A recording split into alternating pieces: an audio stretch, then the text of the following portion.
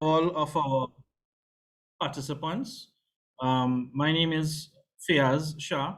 I am the current head of the Trinidad and Tobago unit at the Caribbean Agriculture Research and Development Institute, and I would be your chairperson for today's webinar. On behalf of CARDI, we would like to welcome each of you. I know that we have uh, uh, participants from Trinidad and Tobago, as well as from other of our CARICOM territories. For today's proceedings, we our program has been laid out on the agenda, and primarily we would have a number of presentations on corn grain production. CARDI ourselves have been involved in the production of corn for grain for over 10 years through our CARDI Belize unit, and we saw it as an ideal opportunity to share with the farming population of the Caribbean region, and in particular Trinidad and Tobago, some of the technology and practices which are available to produce corn for grain for both livestock feed as well as for consumption, for human consumption. So today we would have as our presenters a combination of our scientists and technicians from our CARDI Belize office, and we are also graced by the presence of one of the larger commercial corn grain producers from Belize, Mr. Jerry Friesen. Before we get into the technical session for today, let me just indicate that after every two presentations, we would have a 5-minute question and answer session where you can raise your hands and answer your questions. If you are unable to get an answer during that period, you can type it into the question and answer session, and at the end, we will have a 20-minute period for additional questions.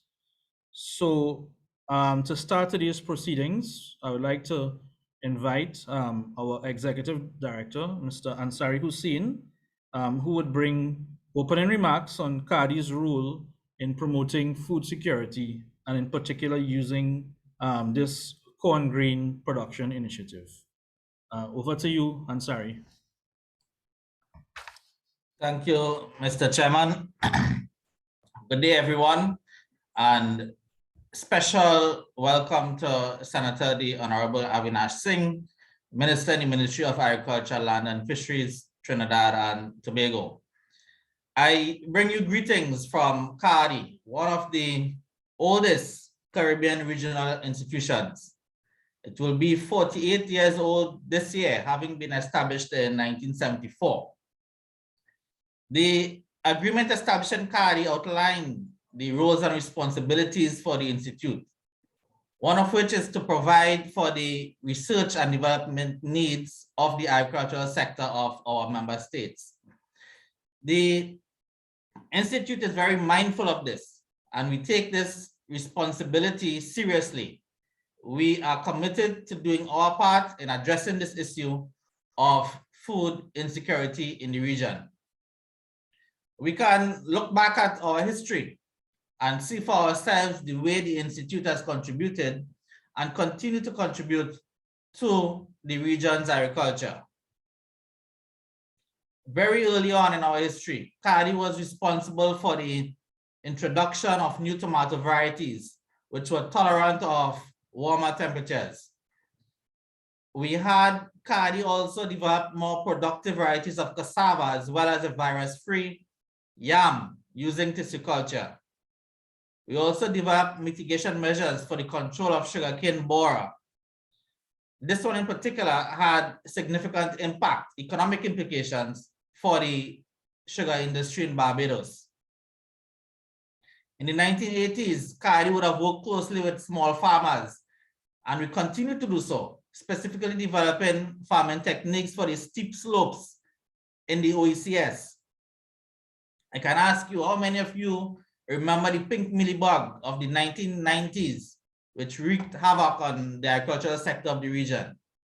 How many of you know that CARDI was at the forefront of that battle as well, identifying the Indian expertise and helping introduce the natural enemies which controlled this pest back then. We continued in the 2000s, partnering with the Red Stripe, the parent company of Red Stripe in Jamaica in 2014 on an import substitution initiative in the production of local beer, which sought to replace the imported maltose barley syrup with locally produced cassava sugar. Even before that, some may remember CARDI working with the goat and sheep farmers in Trinidad, the sugarcane feed center in Trinidad, and Hilo, as it was known back then. Now it's Massy Stores. So pilot marketing activities for processed sheep and goat. We worked also with Baron Foods out of St. Lucia to build capacity of hot pepper producers. Up to recently, we did that as well. And with the Four Seasons Hotel to develop a value chain for the supply of vegetables in Nevis. And we continue to this day with such collaborations as a means to engage the private sector. Up to recently, again, this was 2021. Along with the International Trade Center, we facilitated the business relationship between a private coconut farmer in Barbados and the West Indies rum distillery. And this is projected to expand to include other coconut farmers so they too can benefit. During the early part of the last 10 years, we focused a lot on small ruminants, roots and tubers, protected agriculture.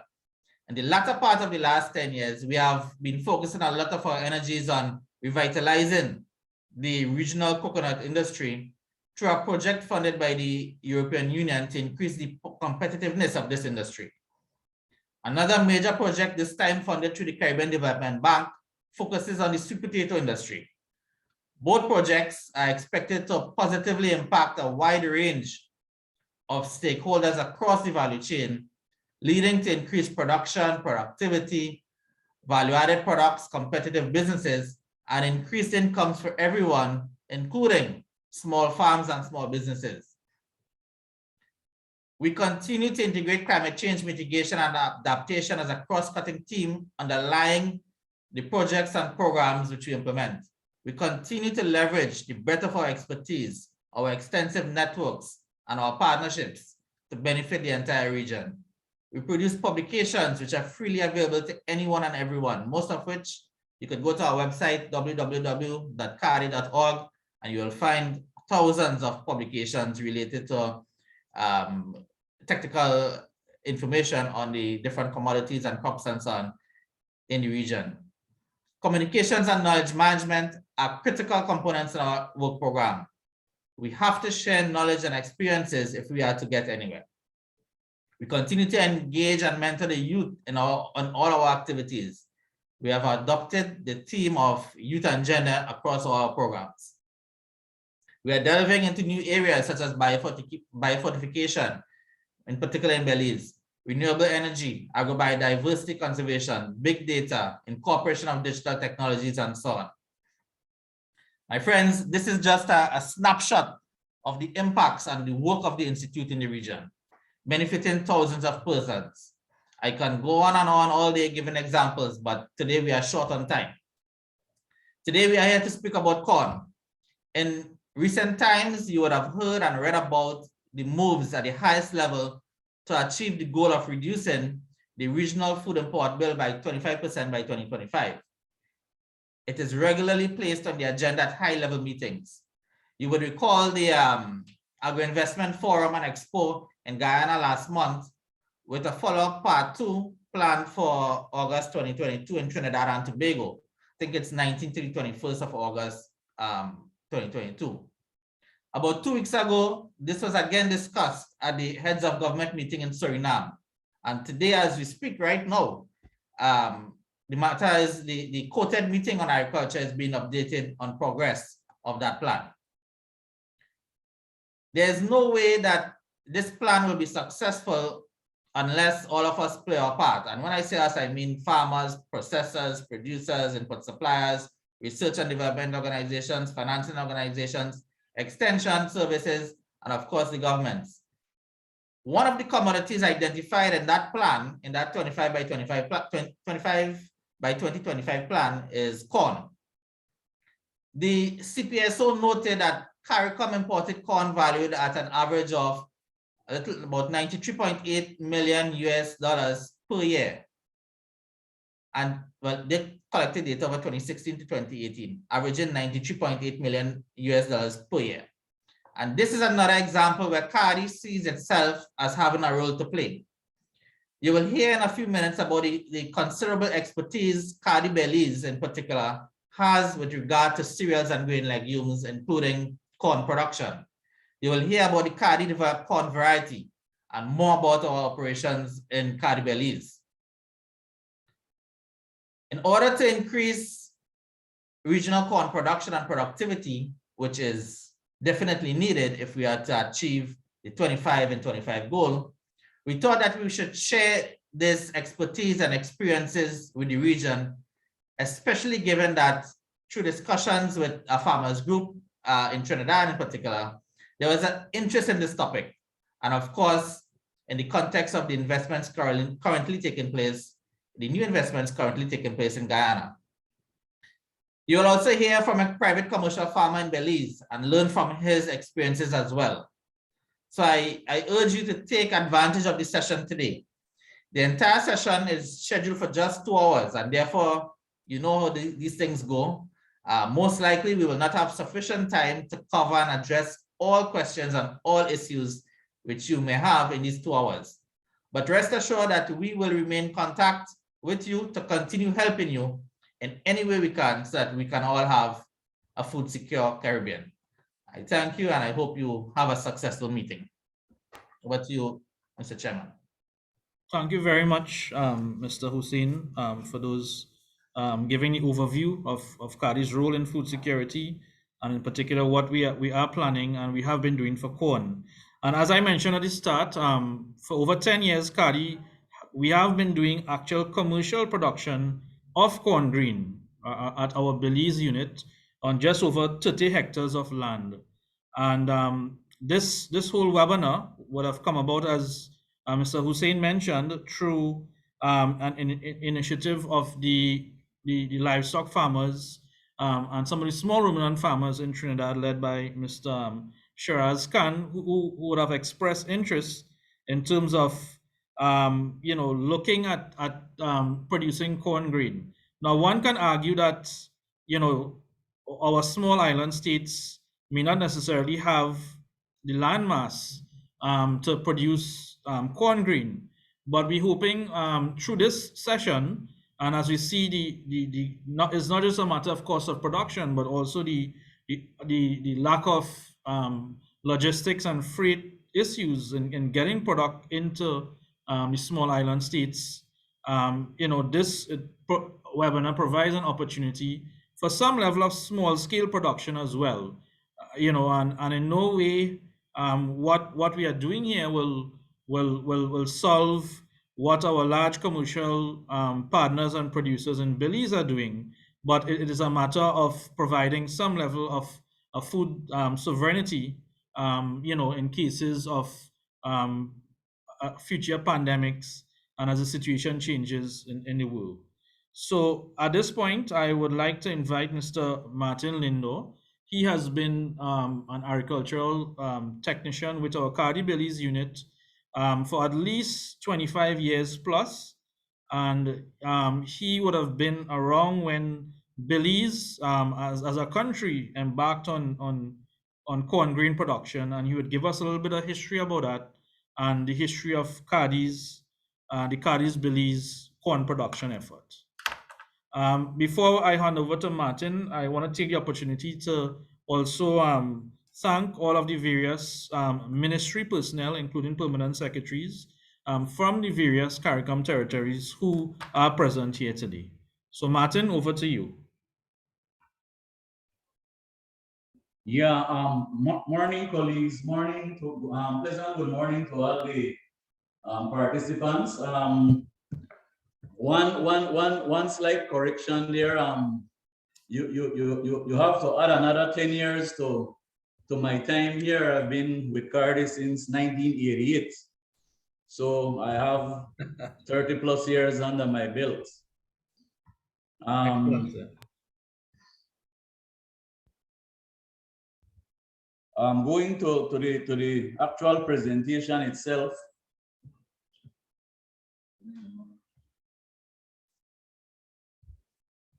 Just 1 second so we can get it up. Yeah. Are you guys seeing the screen that we're sharing? Yeah, yes, we are. All right, good. I'm gonna give you a brief history of the corn production at the CARDI Belize unit.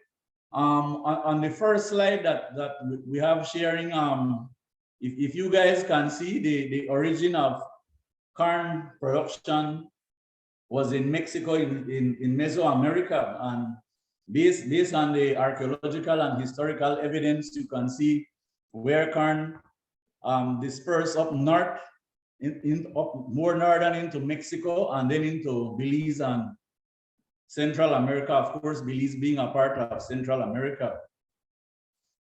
The first people that did corn production were the Mayas. And from the slide, you can see that these guys have been around, at least from our archaeological and historical evidence, more than 4,000 years before Christ. And they did their corn using the milpa system, which traditionally in Belize is the slash and burn, where they clear lands using machetes, axe, and then they would leave it for a while. That's also done in the dry season. And then they would be waiting for that cleared land to the brush to dry down. Then they would do their burning. And then they would also, after the burning, on the onset of the rainy season, they would do manual planting using the double sticks. And that planting, even today, they refer to that planting as crazy planting, which they really mean to say is alternate planting. So they plant alternate, it's not in rows, and that's their traditional way of doing their bilpa production. In 1888, white corn was a source of food for the Mayas to make tortillas and other food preparation. Of course, again, it was the milpa system being used. Central Farm was then created in 1948. They had over 1,500 acres of land, and they started doing research work. In 1953, a mechanical picker was introduced, which was able to harvest at that time around 44.5 acres in 3 days. In 1955, Hurricane Janet destroyed most of the crops, but luckily for us, we had 2 villages, San Miguel and San Pedro, which was spared, and they had enough corn for us to depend on at the time. In 1958, we had about 14,000 acres of corn being produced. The first Mennonites then arrived in Belize in the early 1950s, and they settled in the Spanish Lookout area in the Cayo district, and they immediately produced about, they set up about 200 acres using, at that time, also the milpa system. Eventually, by 1965, the Mennonites had developed their own production system and introduced the first hybrid. In the pictures, you could see that at that time, the Mennonites were using horse and buggies. Some sects of the Mennonite community still do that. By 1970, Orange Rock was producing 35 million pounds of corn. In the slide, you can see my late boss, Anil Sinha, at one of the World Food Day shows. In 1984, you had to make a correction there. It's not 1984, it's actually 1975. CARDI opened its office in Belize, and by 1990, with the arrival of a seed specialist, the corn production took off. So corn research at the CARDI Belize unit really started early in the 1990s. This process was the brainpiece of the late Neville McAndrew, one of my mentors. He was the CARDI Belize agronomist and seed technologist who came over from Guyana to Belize in early 1991 and took up his post. Upon his arrival and settling down, McAndrew quickly realized that throughout the country, there was a need for corn research. And there were two areas that he saw that need. Corn was being produced at commercial levels for grain, and more importantly for him, there was a large number of small farmers producing corn using the traditional slash and burn method. So he realized that there was a need for, there were two things. There was a need for new and improved varieties and a huge demand for quality seed material that was lacking at the time, getting quality open pollinated seed material. Central Farm, which is the research arm of the ministry, at the time had phased out of corn research, but they left behind two really good varieties. They left behind VS550 and Belgold. Our research focused in collecting material from all the 6 districts in the country. After collecting that material, a preliminary evaluation was established using all open pollinated varieties that we had collected. Based on the criteria set out by CARDI Belize, varieties were selected to be placed in another trial, a varietal evaluation trial, which also included hybrid varieties that we could collect at the time. The CARDI Belize unit then reached out to CIMMYT in Mexico, where Mr. McAndrew attended a training which resulted in a collaborative effort between the two institutions. CIMMYT then started to send us packaged material for the CARDI Belize unit to implement. I was the one doing most of that corn research at the time in the field. At the end of these trials, CARDI would send the raw data collected back to CIMMYT for analysis, and our unit also analyzed the data collected for our own purposes. The real turning point for both grain and seed production started after Neville returned from a trip to Trinidad, where he sourced some open pollinated variety. He sourced one particular open pollinated variety that was 7728. He brought back this material to Belize, and we quickly set up a small preliminary plot to evaluate this variety. It showed really good promising results. If you notice here, we had really good plant height, averaging about 7 feet, good air height, averaging around 4.5 feet. That is one of the things that we look for, so that we don't want really tall varieties, and we don't want varieties where the air height is too tall, because then it makes the plant top heavy. The average days to tasseling was about 48 days and about 52 days to silking. This is also something very important when we are collecting our data. Very important in terms of knowing if the variety would be yielding high yields. The maturity for this variety is about 110 days, and at that time it was yielding an average of about 4,000 pounds per acre. Based on the results from the preliminary evaluation plot, a decision was immediately made to mass produce seeds for small farmers, as well as setting up demonstration plots. This was an immediate success, and CARDI Belize started officially their seed and grain production for corn on a small scale. At the time we were in Belmopan, we only had, I think at the time we only had 12 acres of land, so we could only do small scale production.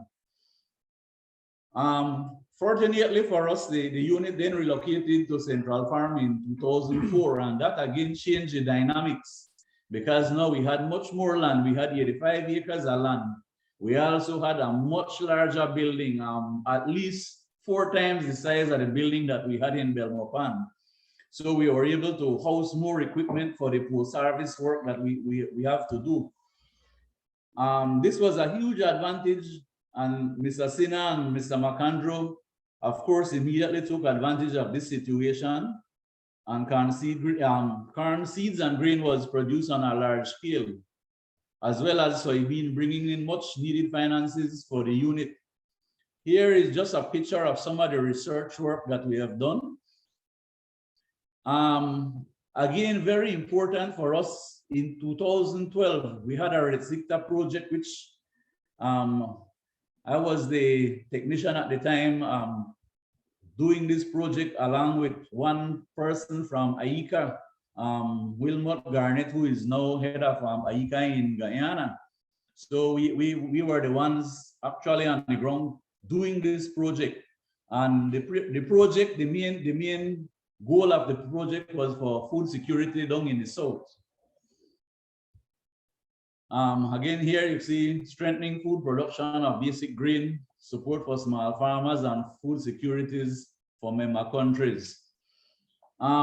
Based on the result of this project, we brought in additional corn material from neighboring countries. I believe it was from Nicaragua and Guatemala. And based on some of the results, you could see that you had NB6, which is the white corn, really doing well and still doing well to date. Very promising variety.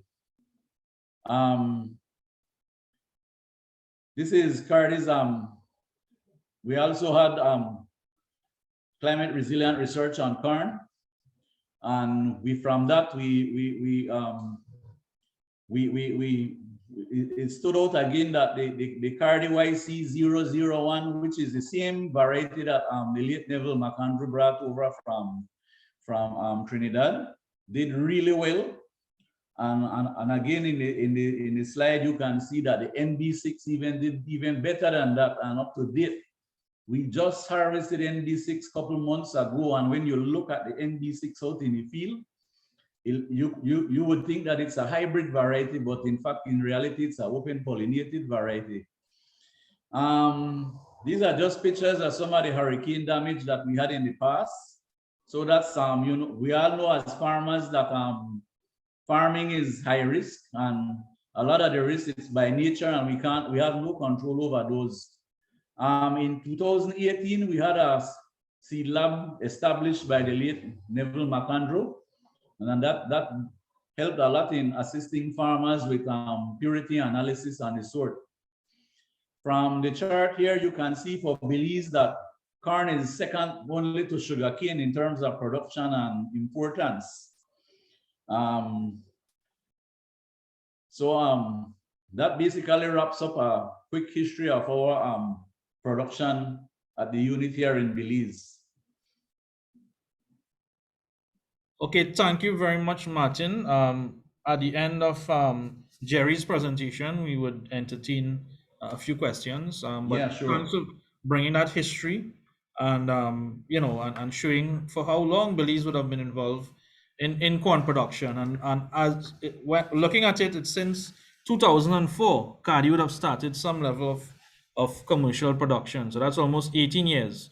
So we are able to provide that technical, you know, transfer of help that would be required in some of the other Caribbean territories if needed.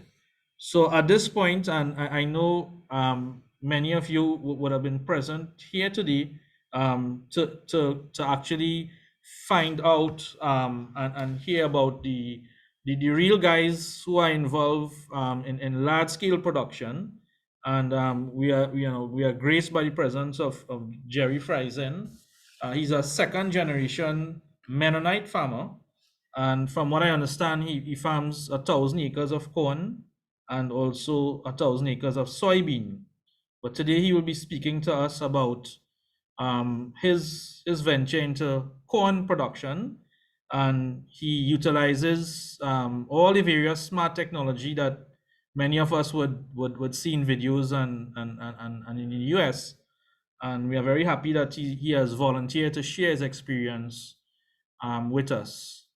So Jerry farms together with, I believe he has two brothers and his dad, and they have been doing this for, I believe, over 14 years or so in Belize.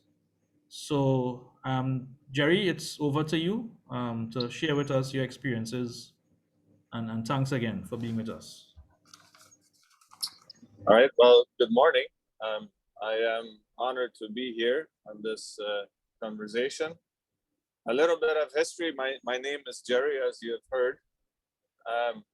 I grew up on a farm. My dad was a small farmer at the time when I came out of school, which was too early to help with the farm. I was 14 years old. So there's two kind of two areas that I would like to touch on a little bit, and then I'll open up for some questions. We heard that the slash and burn method had been used by the local farmers, traditional farmers, and I have not been part of that. We did what we call commercial tillage farming, where we would use a plow and a furrow plow and turn over all the soil. And so we started out. When I started out, we had about 90 acres, and we increased that quite a bit. But one of the things that I've been focused on, that I've become passionate about, is that we need. It's important that we have that we use mechanisms that preserve our land and the environment around us. And I think, as you will see on the first slide, if I can talk about tillage, that I was the first farmer to introduce what we call a strip till piece of equipment, where we just till a narrow strip of land and leave the rest untouched. Jerry, can you just hold 1 second? Guys, can we just put the presentation into slideshow mode, please? Roberto?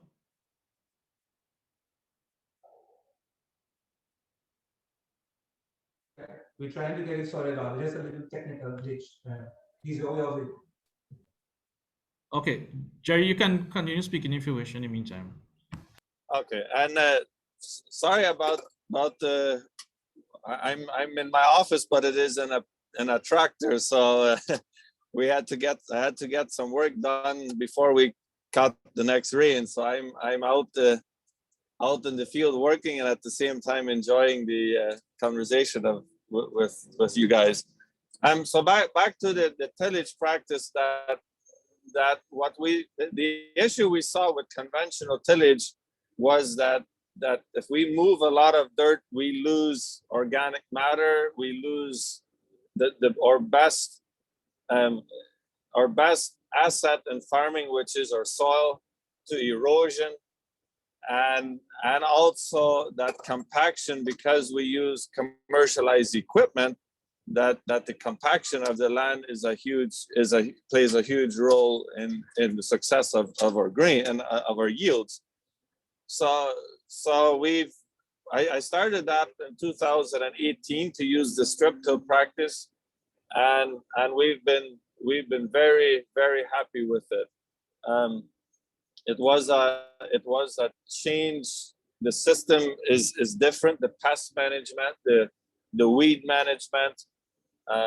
There's quite a bit of changes that we had to adapt to, but we feel we've been very successful with that. The other thing that we have done, and where I have done quite a bit of work on, is try to increase the soil quality and the soil health, the biology, the microbes, the healthy fungi. What the modern chemical and fertilizer companies are trying to convince us that we need to use more fertilizers, more chemicals to produce more grain, but we wreak havoc on our most important resource, which is our soil. We have tried cleaner fertilizers. We have we have done quite a bit of work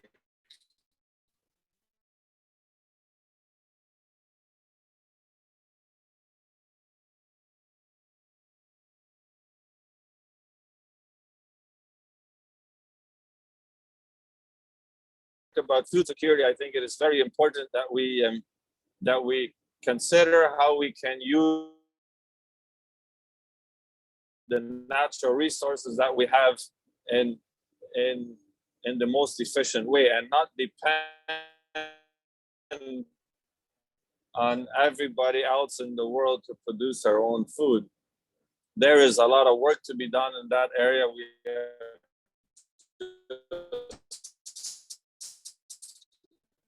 just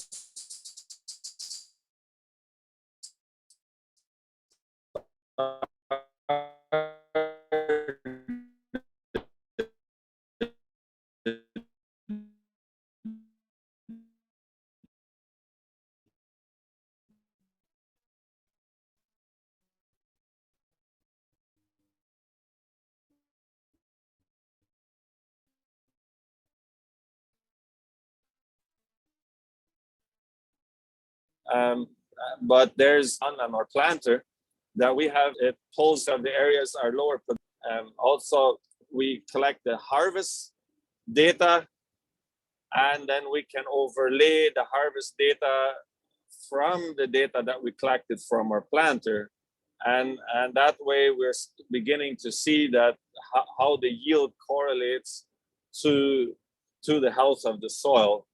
And I'm very excited about that. We've just recently started doing that in the last 2 years. Also,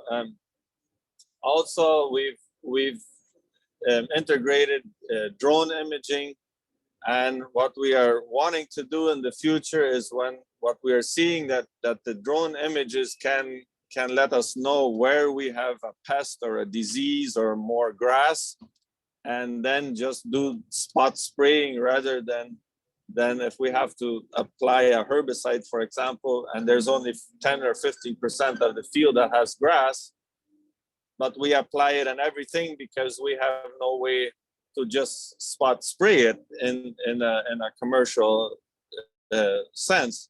So we are yeah, that picture there is of the tractor and the planter, but we are integrating some of the technologies that are available that will help us to be better stewards of the land and to hopefully reduce the reliance on so much chemical. If you touch on when we started in 2010, I believe, is when on my farm we started to grow soybeans on a larger scale, and we grew enough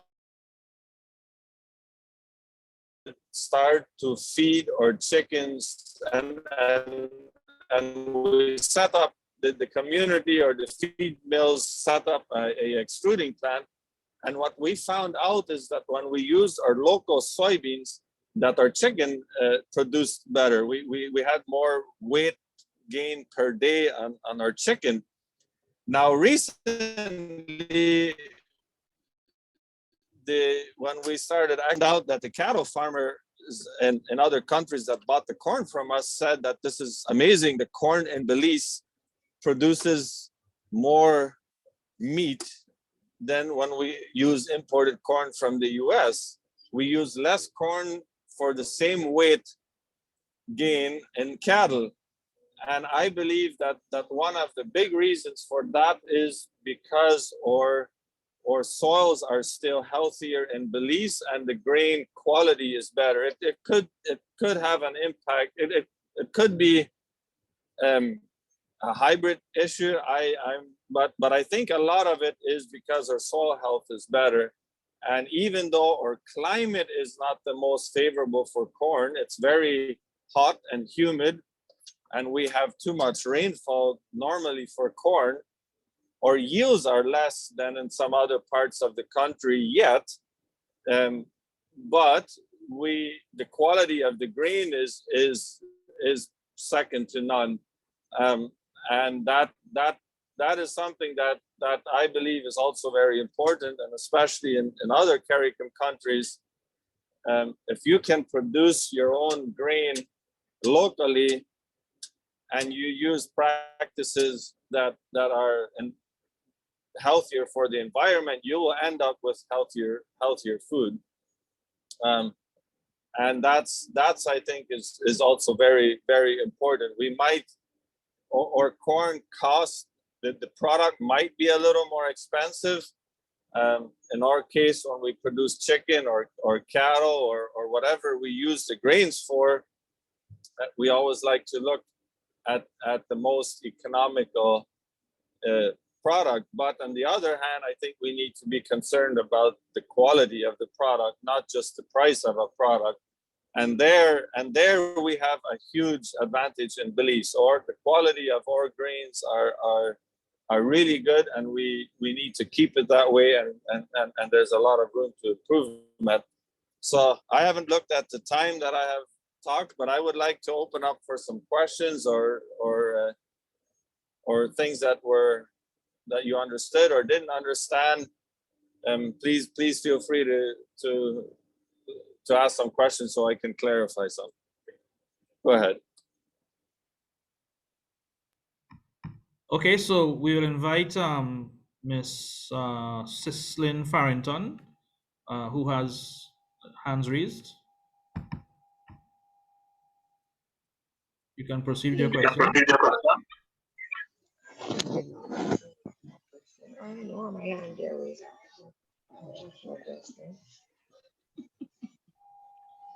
You can go ahead, Ms. Farrington. You know, teach my damn crop. Oh. I give him the same. People make crop right next to your stuff, the big fella. Mm-hmm.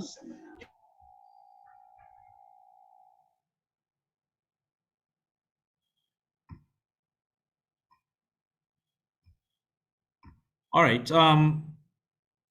Jerry, while we waiting on participants to raise their hands, can you just quickly summarize for us what are your current yields per acre, and you would say your cost of producing the corn?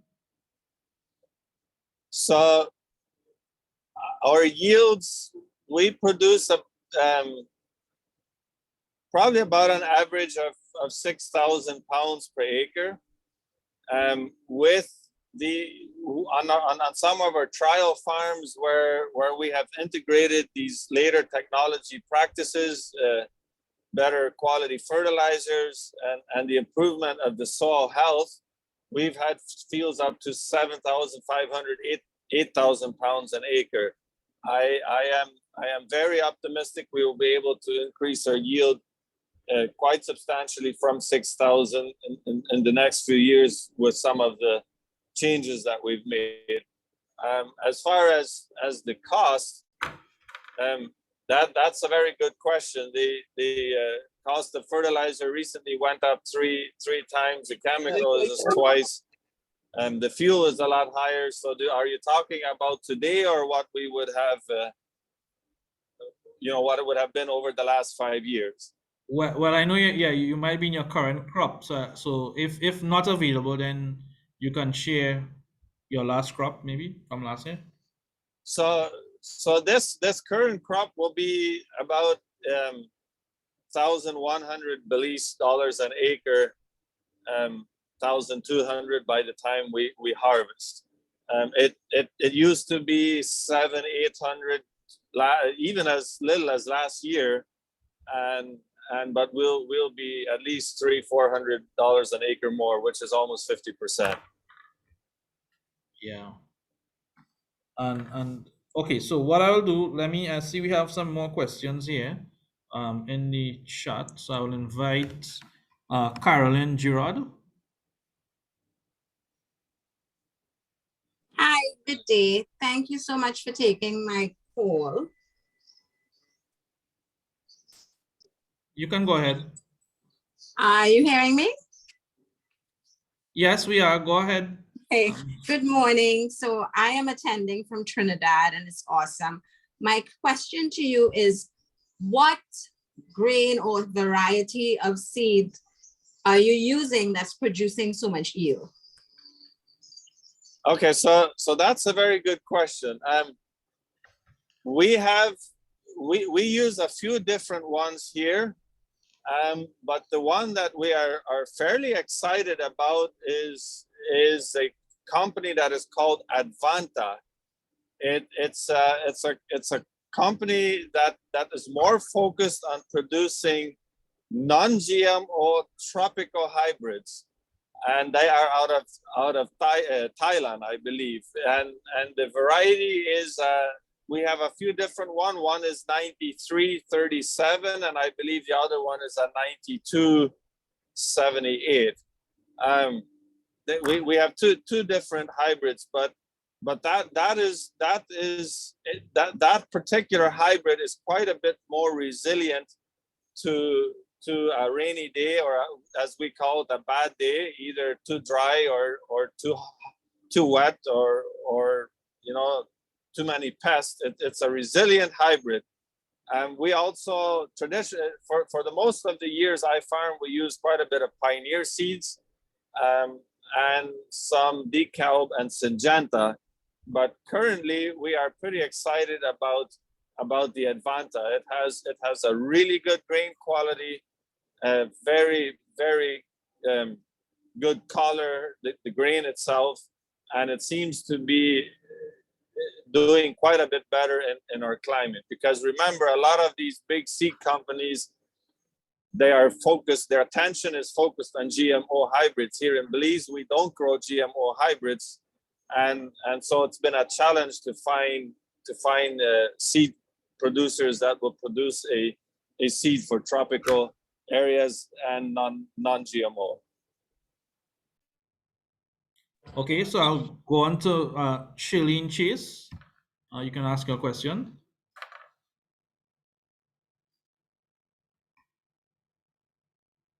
Shirlene Chase, you can proceed.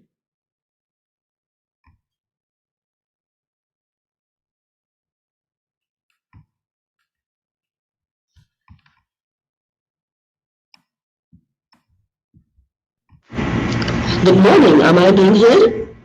Yes, you are. Oh, thank you. Well, I am joining from the beautiful sunny island of Trinidad and our sister island Tobago, of course, I have to mention. I have three main questions. One of the interesting things you spoke about was healthy soil, which leads to better yields and better nutritional value. Is there any research that has been done as to why the healthier soil has better yields and nutritional value? So what happens is, in order for a plant to utilize the nutrition that's either in the soil, or if you apply a fertilizer, it has to convert to a form. Let's say, for example, you use nitrogen. The nitrogen has to transform into a form that the plant is able to uptake. What a healthier soil does, it has a higher population of healthy microbes that break down the nitrogen, the fertilizers, the residue from the previous crops, and converts it into a form of nutrient that's available for the plant's uptake. Another thing, a healthier soil will have better water retention, and it will in a drought, it will keep moisture longer, and if it's very wet, it will let some water seep through the soil because it's a more loose soil. The healthier soil also has less compaction, which in return, if you have compaction, the phosphorus becomes unavailable. And so a healthier soil will let the plant absorb and utilize the nutrition that is in the soil and that you apply. Also, a a healthier soil will produce a healthier plant that is more resistant to pests and more resistant to fungus, bad fungus. So those are some of the things that we've found, that if the soil is healthier, we just have a healthier plant that produces a bigger crop. Wow, thank you for that. And that brings me to the next question I was about to ask. What pests are most common in your dealing with your production of corn? What pests are most common? So in corn, particularly, our biggest challenge is the larva worm. It's a larva. We call it the army worm, but it's a worm that gets inside the center of the plant, and it's very, very difficult to control. In recent years, we've found that if we use a chemical that acts as a growth inhibitor, that basically what it does, it keeps the plant it keeps the worm from growing, and the shell cracks or bursts, and the worm dies. That's a very environmental friendly chemical, but the larva worm would be our biggest issue in corn. All right, there's no, I know we have a problem in Trinidad in particular, if we use the sweet corn, where we have caterpillars that actually live in the corn and eat the corn. So we have a lot of commercial spraying of pesticides. Is that problem also present? And if it is, what do you do about it? So yes, it is. And the issue is that what we found out, if we use commercial pesticides, you kill not only that caterpillar, but you will kill every other good predator, and then you end up with spider mites. You end up with just a lot of aphids, and that's why we had to turn away from using as little as possible pesticides, rather to chemicals that just particularly target that particular caterpillar or larva or whatever you are trying to target. All right, I don't want to take up too much of time, but would you say that the healthier soil, thereby the healthier plant, leads to less pest invasion? And I'll mute my mic after that. Absolutely. The healthier your plant is, the healthier your soil is. You eliminate a huge percentage of your pest issues. Okay, I'll take one more question, Jerry. On the chat, I'm seeing someone asking, what type of slope does the land have where you are cultivating? And what is the terrain like? Has the land been excavated to accommodate the tractors and tillers? So what was the first question? Can you repeat that? Did you have to use any sort of equipment to prepare the lands where you all cultivate currently? And is it flat lands or sloping lands? Okay, so we have both. We have some sloping lands, and we have some fairly lands. And yes, we have, because of the amount of rainfall that we have in Belize, we had to do a lot of surface drainage work, and that is and that area also we have taken advantage of the technology. We use a GPS system where we get the elevation of the field, and then at home in my office I upload that file into a software, and we drain all the low spots with heavy equipment and excavation. We drain those out, so when we have a rain of 3 or 4 inches, that the majority of the water can flow off and therefore not damage the crops. I don't know exactly what the amount of rainfall is in your country, but here in Belize we have a lot of excess water that we need to get out of the fields as quickly as possible. All right, and I think we'll probably close off the question period now. If it's possible, I know you're a busy guy. If you can rejoin us at about 9:45 your time, we have a 15 or 20-minute question period at the end, if it's possible. If not, we want to thank you very much. And in closing, one final question. You are utilizing digital technology from what we are seeing there to a large extent. How many workers do you have on your farm operations? And what you would say is the cost of it would have costed you to utilize, excluding the tractor cost, all of the software and so on that you are using. What would be the cost of that? In terms of your investment? So we have it's me and two of my brothers that are working, or that are the owners of this company, and then we have 4 employees. But we do a lot of work for other farmers as well. So it's not only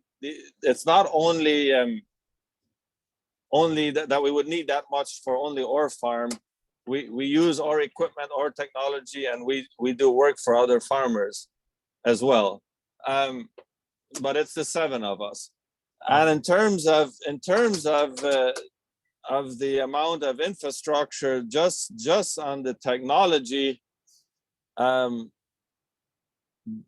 that I would have to think a little bit, but the I think it would, on the size of our farm, it would probably be about $300,000 Belize dollars just in the digital technology that we've added to our tractors and our sprayers and our combine, just to collect the data that we are collecting, and therefore make the changes. But I am very convinced that it will come out, we will come out very economic or very beneficial for us, because we will be able to reduce a lot of our input costs.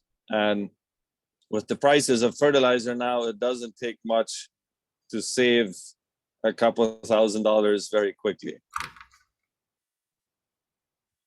Okay, thank you very much, Jerry. As I said, if you are available around 9:45 your time, you can probably rejoin us for a few minutes. I will try to do so. And thank you for having me on. I'd be very happy to answer more questions, or if there's anything I can later help you with, just let me know. Okay, we really appreciate it. Bye. So guys, we will now go on to, you would have heard about some practices from Jerry, and just to bring it a little bit more into focus, some of the best management practices that can be utilized on your farm. It would not necessarily be for large scale farming like Jerry, but some of the practices that can be used on the smaller size farms, which would be more applicable to us in Trinidad and the other small island states. So at this point, let me invite our agronomist based at the CARDI Belize unit, Mr. George Emmanuel, who would run us through some of the best practices for corn grain production at our CARDI Belize production site. George, over to you. Thank you, Fiaz. Good morning, everybody. Thank you, Jerry. Thank you very much. I know that you are in your office and that you are very, very busy. So I'm going to try to share my screen now. Where is my presentation? What is happening? And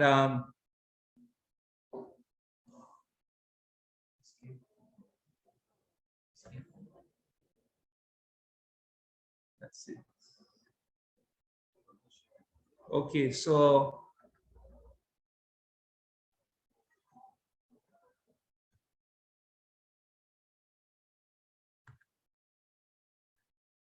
George, while you're doing that, everyone see my screen? Yes, we are seeing your screen. Okay. Just to All let right. participants know that the presentations and the recording will be made available via your email address. So if you have not, then you can type it into the chat at the end. Okay, so I'm going to jump right into it. We don't have a lot of time, as you see, and I know Jerry has a lot of information, and we all do. And right in the background, you see we have Roberto, his graduate assistant here. So we've all been instrumental along with Omaira putting our presentations together. But for me this morning, I will just give a little brief introduction. We will see some figures of world production. And like you said, we will look at some of the agronomic and agroclimatic requirements and some cost of productions that we work with here in Belize, as well as some of the management practices. So Martin had initially spoke to you about the origin of corn. I want to say that maybe it even started somewhere in Belize even, because Belize is close to the Mexican border. So when you look at the Quintana Roo area, it's somewhere, like right around here. So corn could have been started here. So somewhere, 4,000 years before Christ walked on the earth, the Mayas, they started their positive selections and their hybrids and trying to do things from way back in the days. And so we know for us now that we need good production, so we want to adapt to the cultivars that we use. We look at soil tillage, we look at fertilization, weed and insect and disease control, as some of the things that Jerry had spoken to you about. Here we have a slide showing you what the world production of corn is for 2019-2020. The United States stands out, so does Brazil, as well as China. So these areas here, they really do a lot with corn. The export markets for corn as well. You can see from this year's slide that China is leading the export markets. We also have Mexico, who, well, they've been doing a lot of work in corn, so they too lead the world markets in terms of billions of dollars, US dollars, in terms of corn exports. My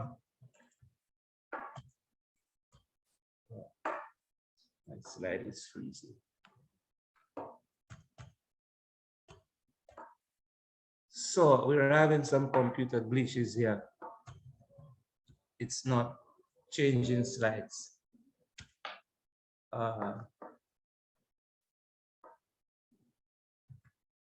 Okay, and then here we have the corn production in terms of tons, the yield in terms of hectares for the 3 or 4 top countries, and here we have the comparison with that of Belize and Trinidad in terms of yield per hectare. And yeah, so here we see that Belize we can go up to 4,000, and so as well as Trinidad in comparison to that of the United States and China, where they have very high yields using the latest technology. So a corn plant, we have the different sections of the corn.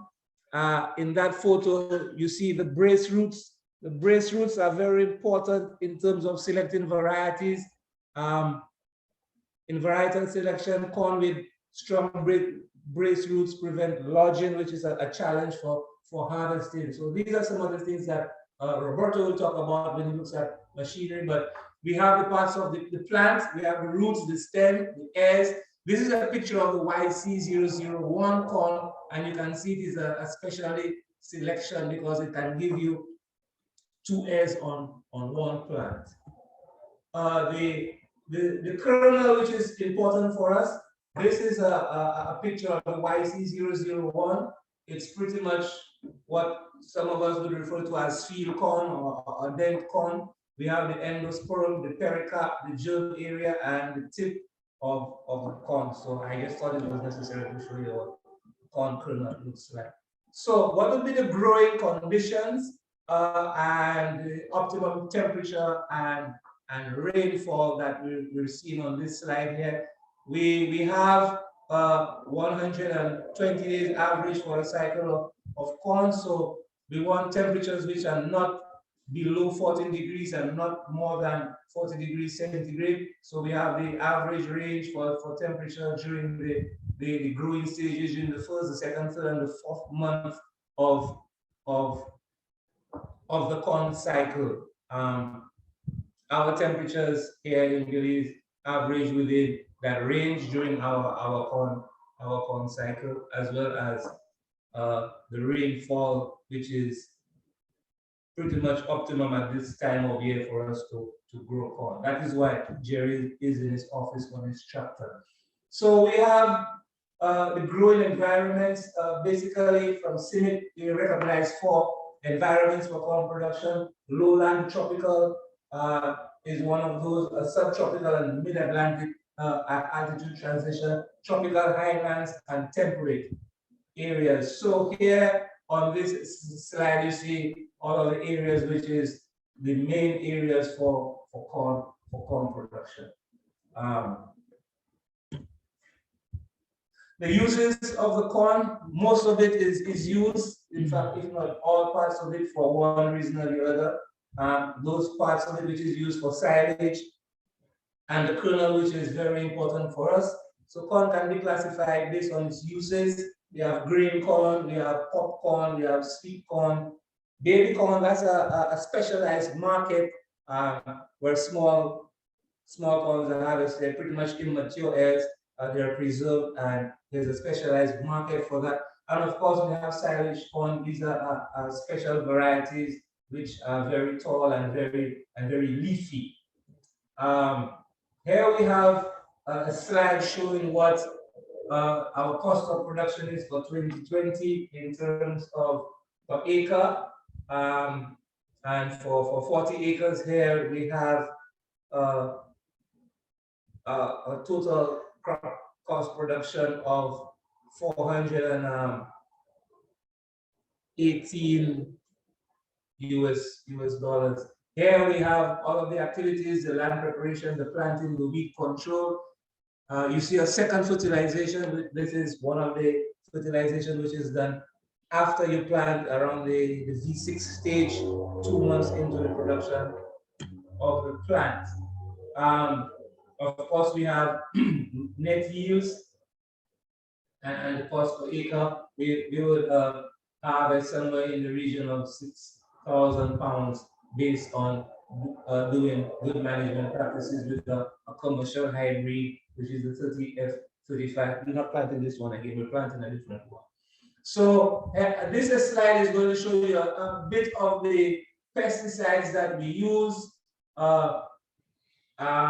the commercial formulas available. I don't really like to talk about the commercial formulas because I don't want to sound like I am selling for anybody. But we do use Helocid, Primero-Prol, and 2,4-D. These are the herbicides that we use and the insecticides that we use in the last couple of years. Curium, Cetero, Santari is a biological insecticide. That is good to use as well, and we use Rimong. So we have the active ingredients which are they compose of, and of course we have a rate here per acre, for hectare, and we have a rate for the 20-liter tank for the knapsack sprayer. Omaira informed us that there is this corn and soybean field guide. It's from Purdue University. It's a very interesting book. It's a small guide. A lot of information can be shared from it. I imagine if we do another training session, a more capacity building one, which is designed specifically for other purposes, then we can talk a little bit about some of the things in that. Why we want to select hybrids and how do we go about doing that? We want to look at those which grow early, which has a lot of vigor. They're standard in that they don't change too much. Jerry spoke about pest and disease resistance as well as stress tolerance. So we want those which can handle a little dry and can handle the too much wet. And of course, we have high yields. Organic growers, those who do organic, like 100% organic production, their hybrid yields is not necessarily that, or the hybrids are not necessarily looking for yields, but then they do have other considerations in organic growing of corn. The tillage practices, Roberto will speak a lot about it, some of the machinery that we use, but we do the conventional land preparation, which involves plowing, harrowing. It is labor intensive, it is machinery intensive. A lot of the residues removed from the soil, and that is why we want to use practices which would increase organic soil material. So it is a process for us. We do it in-house. Our land preparation, a lot of it is done in-house, but sometimes we have to outsource when we need specified purposes in our land preps, like the heavy disking and subsoiling, which our tractors are not capable of doing. We have a small tractor. We do a lot of work, but our tractor is not like big like Jerry's and these guys that we have to outsource from there. So we do our conventional land. This is a picture of block 5 at Chile. That's block 5. So we use plows and we prepare the land, and then we try to plant. Row spacing is important for 2 reasons. One, if you have close enough rows, then a canopy is created which prevents weed from growing, but you also want a row spacing which is optimum enough for machinery to pass the tractor tires, because you do field operations such as cultivation and those sort of things. So our row spacing is what, 30 inches, our mechanical row spacing. So when we plant, we use our in-house seeds. We plant with NPK, a blend of 1436-12. This is a blend specific for soils in Belize. The density of our planting is like 27,000 kernels per acre. And well, I just spoke about it, 30 inches between rows with about 8 inches between plants. So within an acre, you get that amount of plants. Our seeds are normally treated with chemicals to prevent diseases and from insects. And of course, we use staff to load and to load the fertilizer and the seeds during planting. So we have a planter here. Our planting is usually outsourced. We have our support staff, and here you have Martin, the technician overseeing stuff here.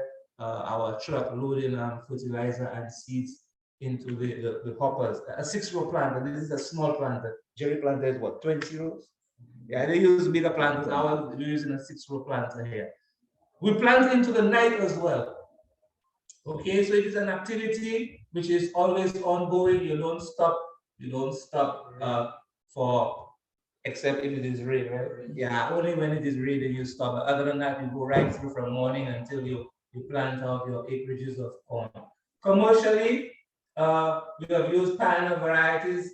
We're using this one now, the C20Y. That's a good corn. It has good yields, as well as we use our CARDI YC001 that we have never stopped planting. People continue to buy it from us.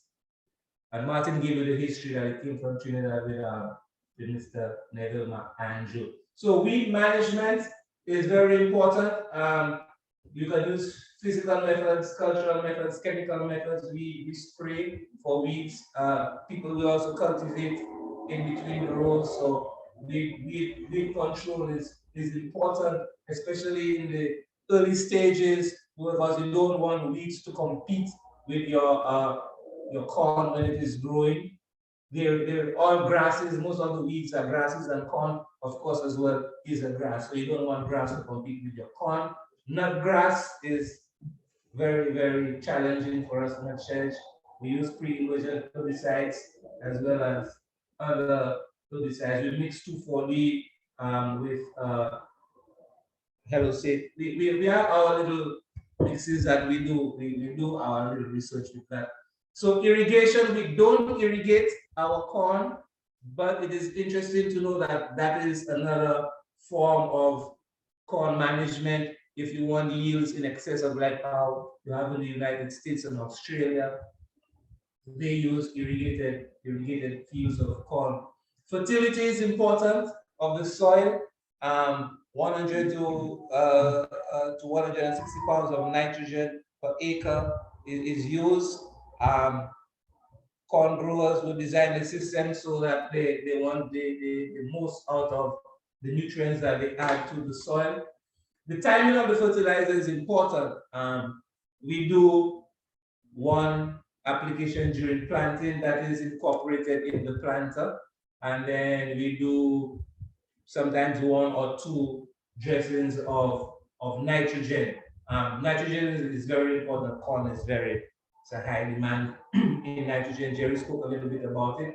But when we have at least when the corn is almost 2 months, 6 weeks, 7 weeks old, we want to apply nitrogen. At that time, you only want to apply it when the moisture is right in the soil before that, because you can have a number of challenges eventually. So that application can be done aerially. We have in the past used outsourced the services to apply nitrogen, but you normally do it using a fertilizer hopper when you apply urea in the fields.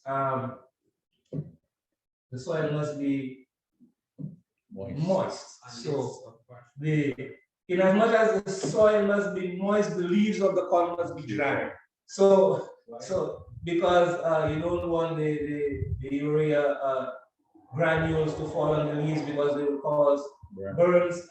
It will look like you spray the thing with some gramazone or something. So you don't want the leaves to die. Of course, in this photo here, you see the row width is sufficient enough for the tractor tire to go through, and this is the fertilizer hopper. We use aerial applications. That's Riff1 on our tractor here, and this is our corn. So we use a biological insecticide. We have used it. It's selective for airworms. The larvae that Jerry just spoke to you about, we have already seen this slide. We want to do integrated pest management a lot as possible. We don't want to cause resistance in the insects. We rotate our insecticides, and as much as we do use chemical control, we rotate them so there is no mutation or resistance from insect populations which cause damage. This is the corn airworm. They do a lot of damage. They bore through the leaves into the whorls of the corn. They're all over the region. They're in the corn belt. I showed you a slide earlier, and it says that they're there. Their life cycle is quite short, really, 15 days, thereabout. They eat the tassels, the leaves, the hairs, they bore into the stems, they pupate in the soil, turn into an almond moth. They lay their eggs on the underside of the leaves, and yeah, they feed. So, airworms, well, you see the symptoms of the froth on the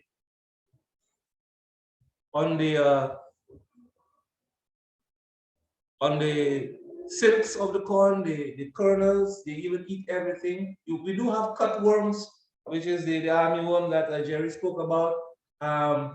They move like marching army ants. If you know what marching army ants is, they just crawl over the entire field and they cut the plants. Of course, you have the airwigs, which you find, especially during harvest time, among the silks. They would have eaten it. Of course, when they eat the silks, they prevent the corn from developing kernels. Harvesting, Omaira is going to talk a lot about that, but we harvest mechanically, except when we do our harvesting for seed. We do that by hand. Well, we want the percentage of the kernels to be between 13 and 14 as much as possible. We do harvest before that. We have, in fact, in the past, with a little higher moisture, we had a hurricane coming, and we were harvesting for seeds. What moisture we had on that? 30. About 30. It was taking a chance, and Omaira can tell you what happens when we have too much moisture in corn when you try to store it. So we harvest early. We want varieties which are early to prevent when we have hurricanes. We want favorable conditions to harvest. And then you want to harvest when there's that little black spot you see in at the end of the kernels. So with that, I will thank you for your attention, and we will move into Roberto's presentation. Right, so he's having computer problems, so he will share from my screen. So this is my presentation. Thank you very much for your attention, guys.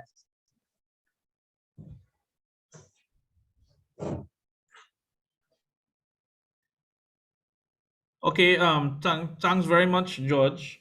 And while Roberto organizes his presentation, Roberto would be one of our research assistants at the CARDI Belize unit, and he would actually be involved in the growing and the supervision of the actual corn fields. So he would share with us some of the key equipment that we need um, in terms of doing our commercial production. And while we await him as well, and George would have alluded to some of the varieties being used in the various farming operations. Um, it should be noted that the same variety of corn can be used both for grain for animal feed, and it can also be used for either corn flour or the various products for human consumption. I think probably Omaira would go into a little bit more about the different types that are available. All right, so over to Roberto. Roberto, I'll give you 15 minutes to run through this presentation.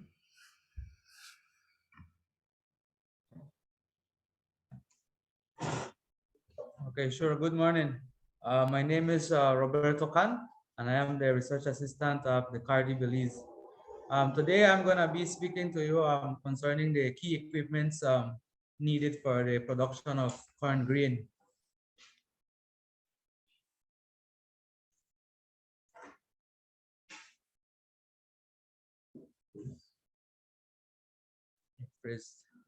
We're having some difficulties. The presentation is freezing.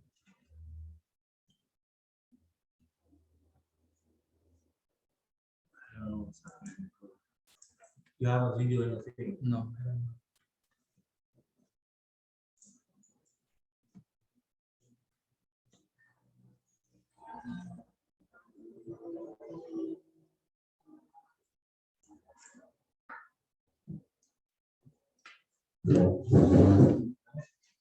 Okay, we are back. Sorry about that issue. So see, we have this slide. We have the different equipments in terms of land preparation, planting, spraying, second application of fertilizer, harvesting, and transporting of the grains to the facility of drying in step number 9. So these are the main, the flow chart of the main equipments used in the production of commercial corn. So one of the first equipments that we use in land preparation is the four-disc plow. Is designed for extra strength. It offers a wide range of adjustments under all types of field and soil conditions. It is well suited for crop that leaves a high concentration of crop residues and trash, as it is for corn. And these are the specification of this equipment that we use at the unit. It's a number of discs 4, the width of the cut, the width, the tractor required is 80 to 95 horsepower, the dimensions of the disc, and then we also have the spacing that the disc has within each of the plow. We also used, as George mentioned, we also use large and outsource large equipments to do our the land preparation whenever we have tight times, whenever we expect the rains to come earlier and we haven't finished preparing our land, since our small plow could do small acreages in a period of time. So we would outsource these large equipments, and then this is a ripper. So what it does is rips the soil. Is equipped with gang discs that incorporate residue and leaves a level soil profile. It has a parabolic shape in the middle that provides excellent soil lifting and shattering. It also comes in different sizes. You have a 12 foot 6 inches, 17 feet 6 inches, and 22 feet 6 inches. It combines a shallow concave, consists of a shallow concave disc that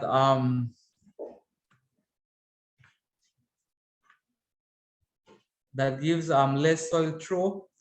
It tandem over walk wheels, so as we could see in the picture. Whenever it's not in use and not ripping the soil, it has a hydraulic system that lifts the ripper, and it could be maneuvered easier.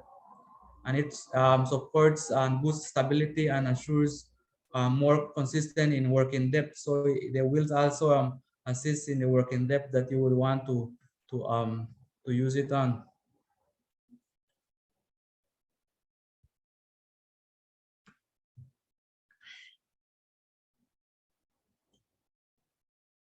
It's having problems again. It's freezing. Can you assist me, George? Freeze again.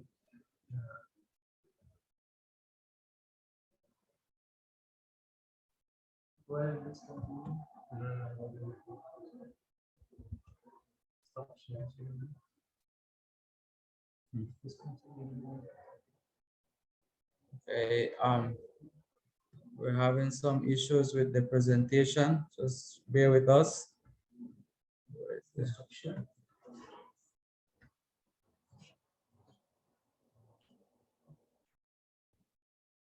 Okay, next one. It's not that one. No, it's the next one.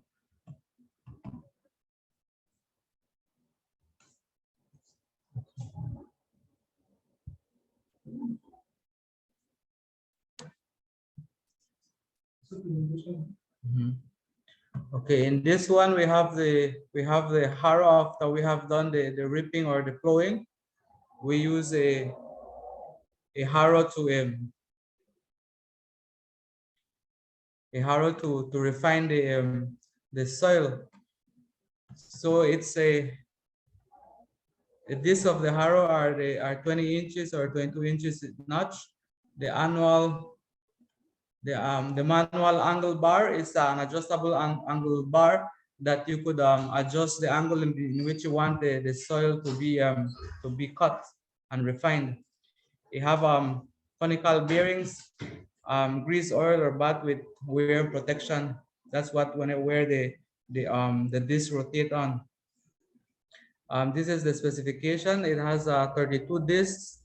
It has the working depth, the spacing, and the approximate weight, and the tractor size that we have to use 83 or 89 horsepower tractor.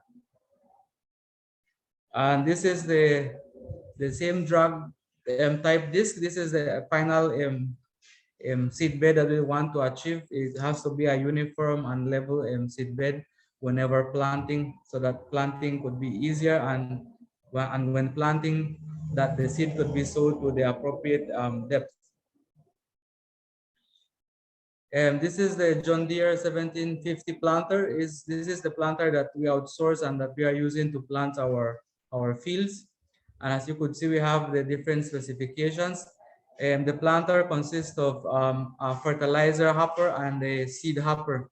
So we have to manually load them, and then the planter would direct seed and space the seeds whenever planting it at 8 inches. And the planter is already designed that the rows are at 30 centimeters. Boom sprayer. The boom sprayer, we have this boom sprayer. The sprayer is 180 gallons capacity. It is PTO driven with the 80 horsepower tractor, Massey Ferguson, as you could see in the picture, 290, and its coverage is 27 feet with whenever the arms are open. The spraying capacity is 6 to 7 acres, and it could do 1 boom per hour. And this is given an example of how the coverage should be whenever spraying with the boom. It uses a flat jet spray nozzle, and as you could see, we could see the coverage that each nozzle have to intersect and overlap to have a good coverage whenever spraying, either for pests or herbicides.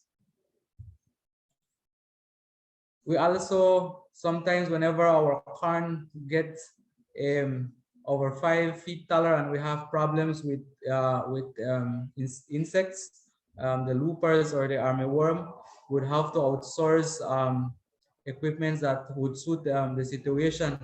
So we sometimes outsource the boom sprayer and high clearance tractors that would be able to go into the field. As we could see in the picture, we have the boom sprayer. Its capacity and the spacing, and it has to be 4x4, and the length of coverage that it does as well. It's have a bigger arms that would cover a higher area. It comes in 90 and 100 feet coverage. We also have the fertilization urea spreader. This is the second application that we do. We do it at the V6 stage. The currents are more or less like around 3 feet in height, and we use our small tractor. There are also high clearance tractors that will be able to apply at a higher height, but then we have to constantly be monitoring our fields, and we have to apply it whenever it's about call it waist height, so that our tractor could still go in. These are the specifications. As you could see, we have all the specifications. It's PTO driven, capacity of 550 pounds for the hopper, the dimensions, the horsepower. For harvesting, we also don't have a combine. We have you outsource the combine to harvest the hybrid commercial corn. We could also, as George mentioned, we also do manual harvesting whenever it comes to our seed production, but the commercial part, we do it with a combine harvester. We could see the specifications as well. We have it's a preferred harvesting equipment for grain, corn, beans, and rice. Whether you're harvesting uphill or downhill, the combine is 4x4 as well, and has a programmed speed in which you could harvest. A conveyor length is 68 inches, conveyor width. The grain tank capacity is 16,850 pounds, as you could see in the upper picture. All the corn is at the top, and it's harvesting and storing it at the top. And then the bottom is already full, so it's unloading it into the tractor and into the truck. After we harvest, we are using the trucks to deliver the grains to the drying facilities. As you could see in the pictures, we have the trucks delivering the grain, the corn grain. We also have on the lower picture, we have to take a moisture content to when in the field, so we would know what is the moisture whenever going to the drying facility. We also have a picture showing whenever we are bringing and leaving some corn in our office. Upon arriving into the facility, drying facility, there is 3 main steps for drying. So whenever it reaches, we unload, it dries, it cools, and it loads. We could load and store the grains. So the dryer could do these 4 processes at the same time, and the capacity of drying for this industrial drying facility is 80 to 100,000 pounds per hour. And then here is the small or medium scale dryer. This is what we have at our unit.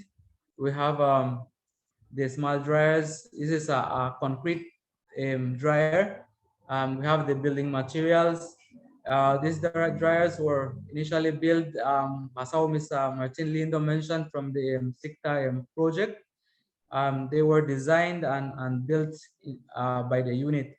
It could reach up to temperatures of 140 degrees Celsius. The dimensions is 5 feet 6 inches by 6 feet by 11 feet. Drying capacity is 10,000 pounds.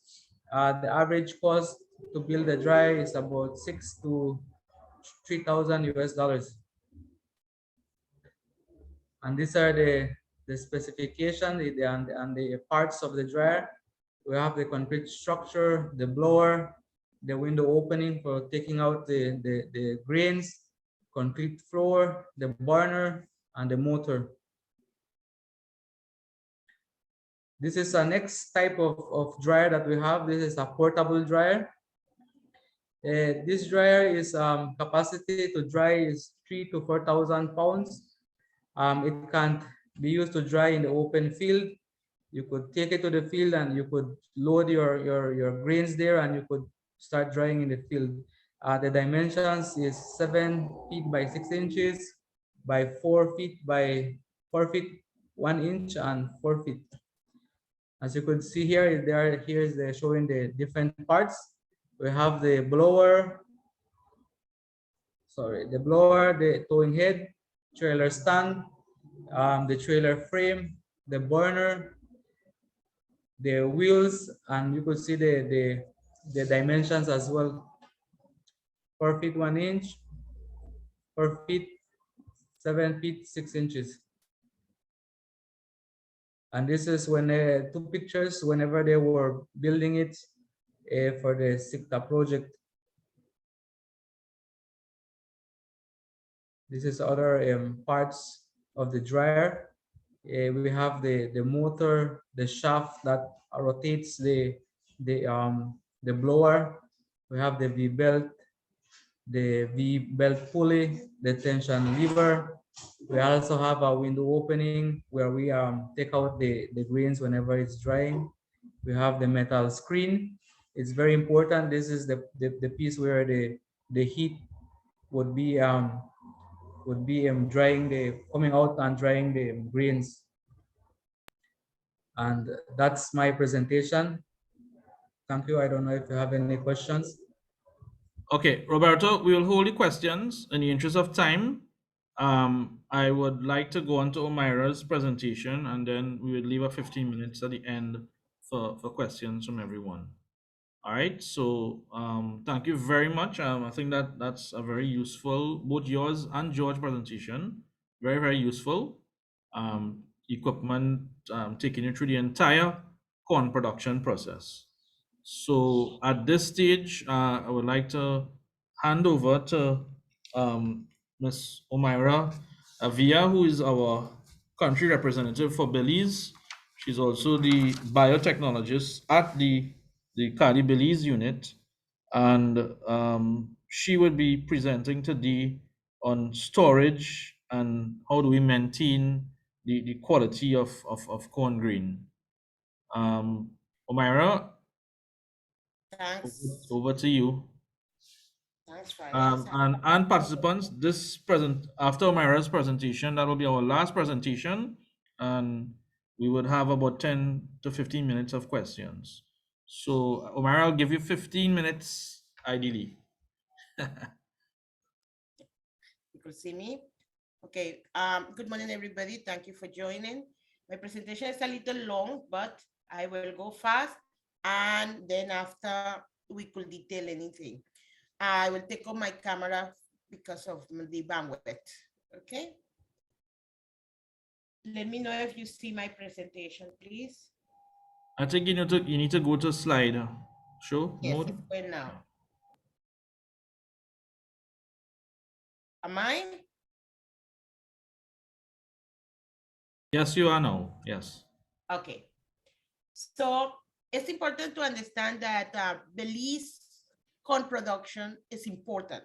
As Mr. Lindo mentioned, and Jerry, corn is not just a crop, it's the crop in Belize. It represents 21% of all the harvest in the country. And this map here shows you that it's divided in two types of corn, yellow corn and white corn. In the Caribbean, we normally don't work with white corn, but white corn is the corn that is consumed in Belize for food, while yellow corn, also consumed for food, is mainly done for feed. If you see here, since 2012 to 2019, they had a steady growth in the production of yellow corn commercial, but that doesn't mean that other type of corn has not been produced. Also, in Belize, they are equally important, the milpa system, which is the small scale farmer system, as the mechanized.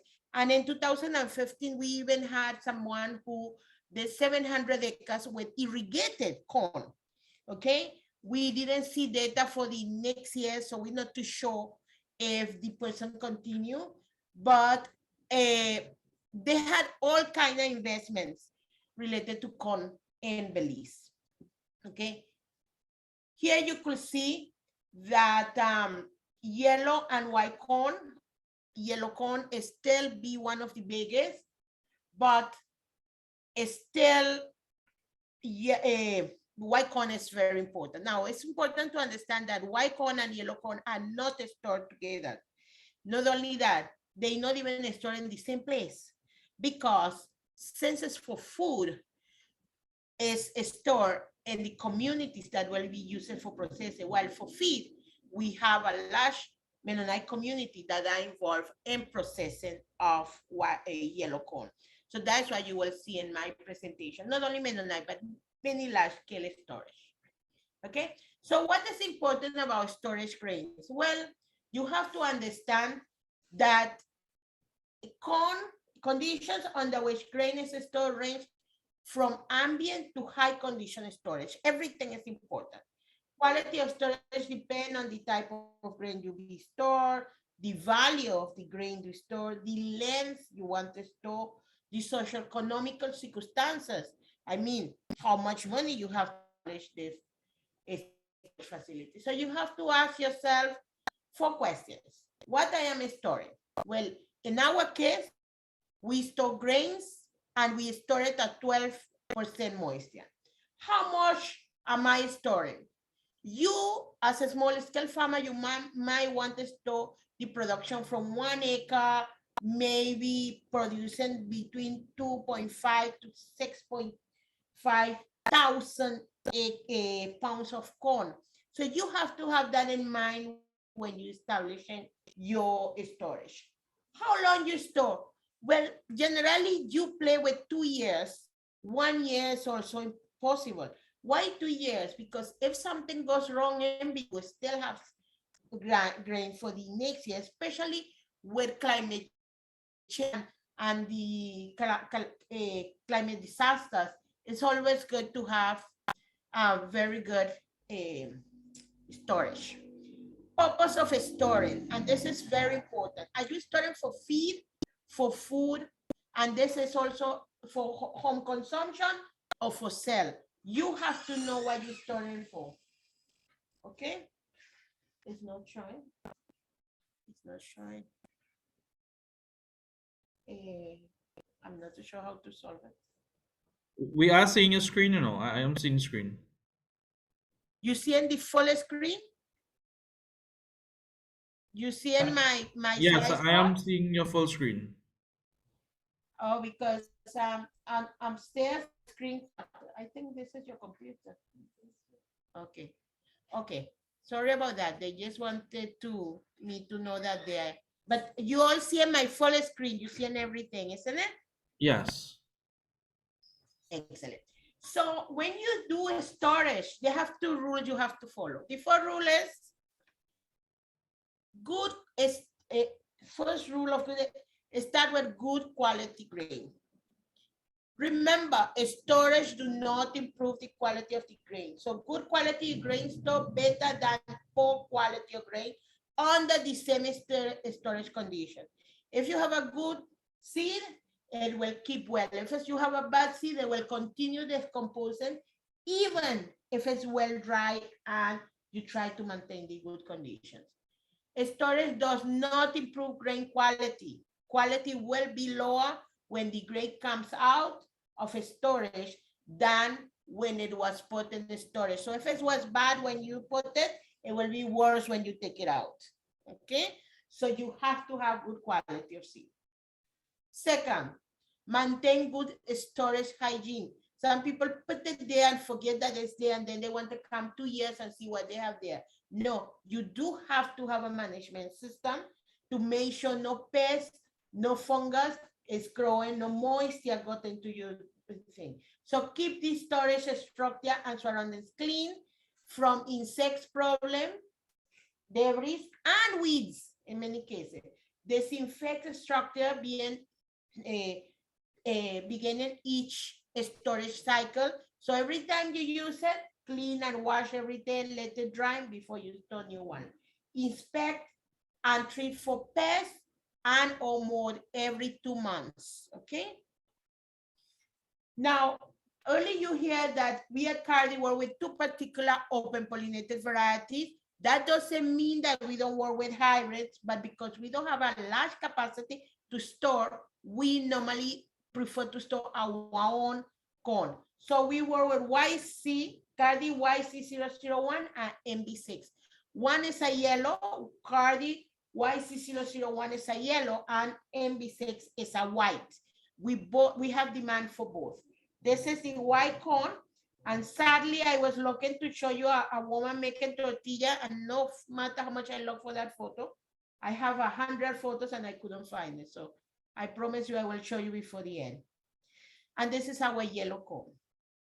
Now, our white corn has a possibility of producing over 4,000 pounds. Our yellow corn, this is a mistake, it's the same, it has between 2.5 to 5.35 pounds of corn. Okay, so in our storage, we have to take that in consideration. When you're storing, you have to be very, very clear of what is the harvesting moisture, because that will determine the drying and the storage. So moisture relationships, grains will pick up moisture from or give moisture to the surrounding air. So if the grain that you put in has moisture, no matter if the other grain has none, it will absorb it. And if they have humidity around, even if they cool and suddenly start to sweat, the grain will absorb it, okay? Relative humidity of the air in the grain store is important. If relative humidity store is too high, grain will pick up moisture. Grain moisture will eventually rise to problem. Mold is the most popular problem there, okay? Manage the deteriorative process, by managing grain moisture content can prolong vitality and maintain quality. Moisture is very important to maintain. It's actually what determines if you have a good storage or not. Generally, when you harvest, or you should harvest, any grain that is under 22, better the lower. So in the field, naturally, they could give you from 60 to 22. You should not harvest anything that have over 22% moisture. Reason, you will, if you bulk it, you will get fermentation. George spoke to you about a case we were having a hurricane coming. We had MB6 on the field. It was an acre. And what we did, we have to collect all that, open and hang it like you hanging clothes, one by one, just to make sure we didn't lose the cobs, because the cobs were 25% moisture. So because if we allow it on the field, we will loosen it. We just pick it up and we hanged one by one. It was a time consuming, but it was a small amount. If you had large amount, you will have to take a chance different, because you cannot even treasure that. Drying, art of removing moisture from grain. Drying is stopped when the grain has reached a moisture content that they're safe for storage. At least 12% is for most crops. At least 10 to 11 is for only crops that have oil content, okay? After harvest, the moist content of the grain has to be quickly but safely reduced to the level that is considered safe for storage.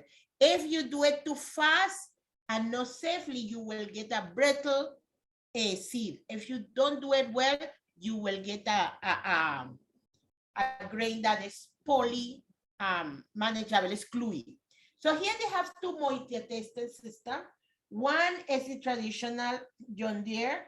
It's something that you could buy, it's equipment, you put it, and it gives you the possibility to give you a value, and it says exactly. It has even one that now you could go directly to the plant and put it on the plant and will tell you the whole moisture. But if it's not, you have the low cost one, and in the low cost one, you have a bottle where you could put salt and the grain. Now the method is a very simple method. Is you take a glass bottle. In the glass bottle, you clean it, you allow it to dry properly. When it's dry, you put half a quarter of salt, cover it and let it dry properly. You don't want to see salt sweating or anything. When you are sure that that salt is perfectly dry, then you open it and you put the sample that you want to test. You might not know what percentage, but you will know that it doesn't sweat. So when you leave it there, you mix it, leave it there for at least 15 minutes. If it starts to sweat, you put it at the sun, okay? If you start to sweat, that means that is the moisture is too high. So you have to leave it drying in order to store. This is a quick method, it's a low cost, and it has saved many, many crops, okay?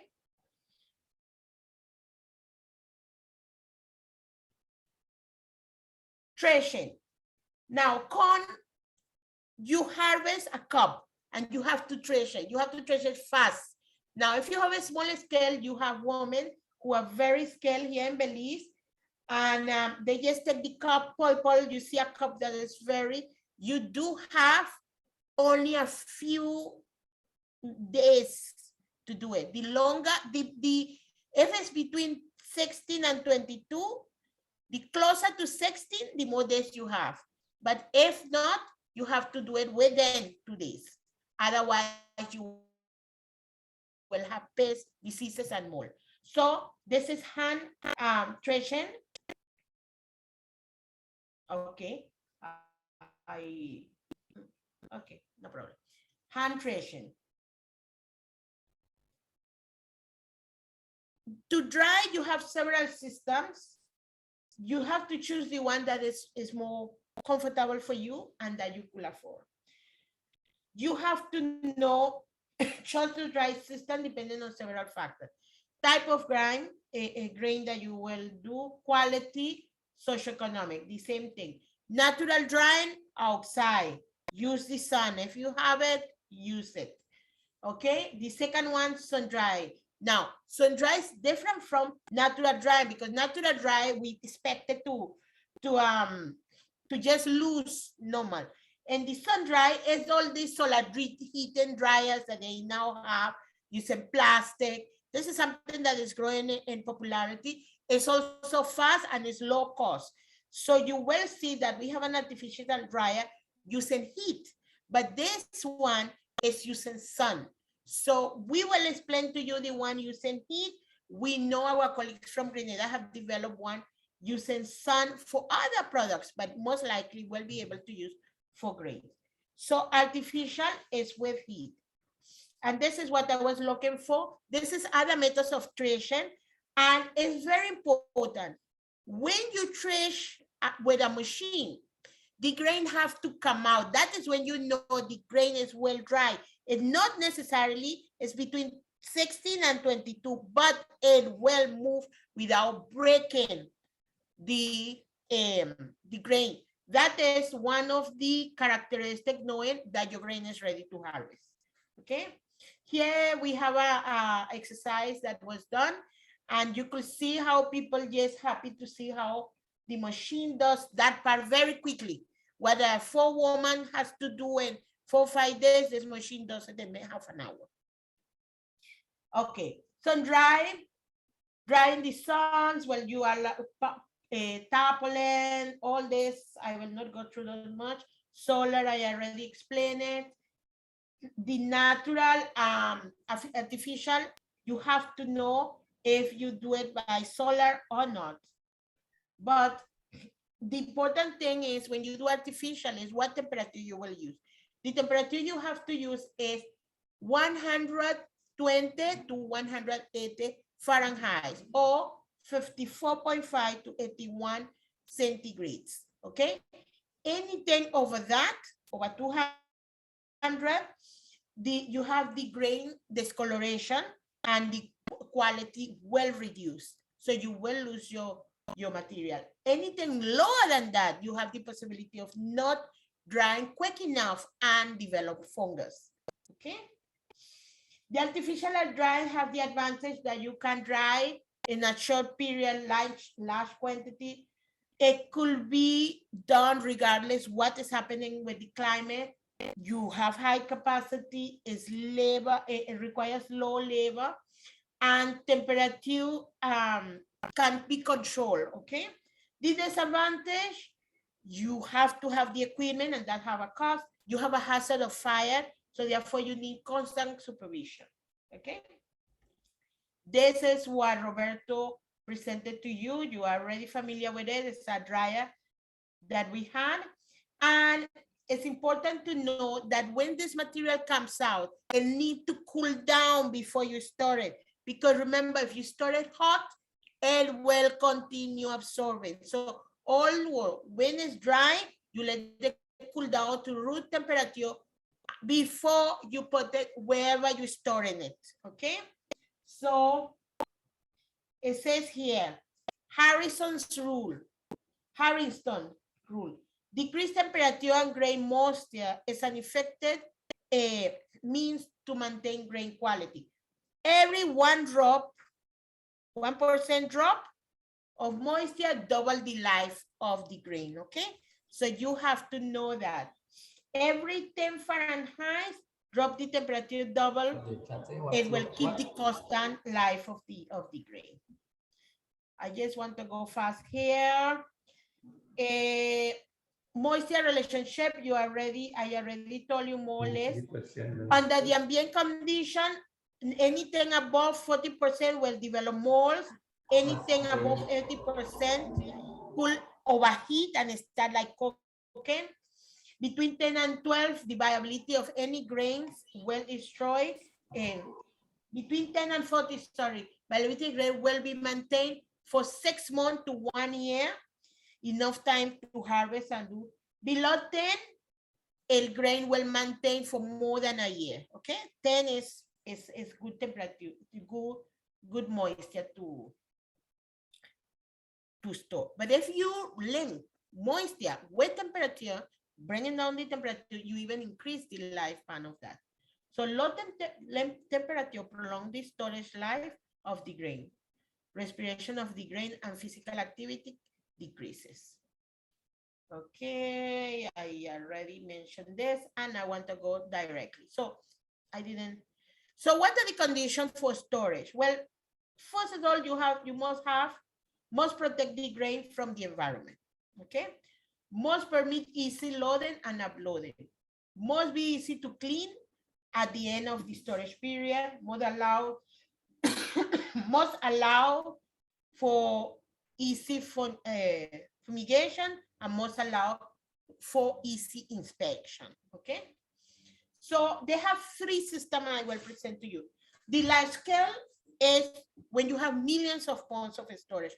When like Belize, in 2019, we have 125 million pounds. You have to have a place to store it. So we have at least 4 to 5, if not more, storage facilities with capacities of millions of pounds that could be used. But not everybody could afford a large scale. So CARDI has been working with communities to develop a medium scale one. This one have between 5 to 10,000 pounds. In CARDI here, we have 44,000 pounds.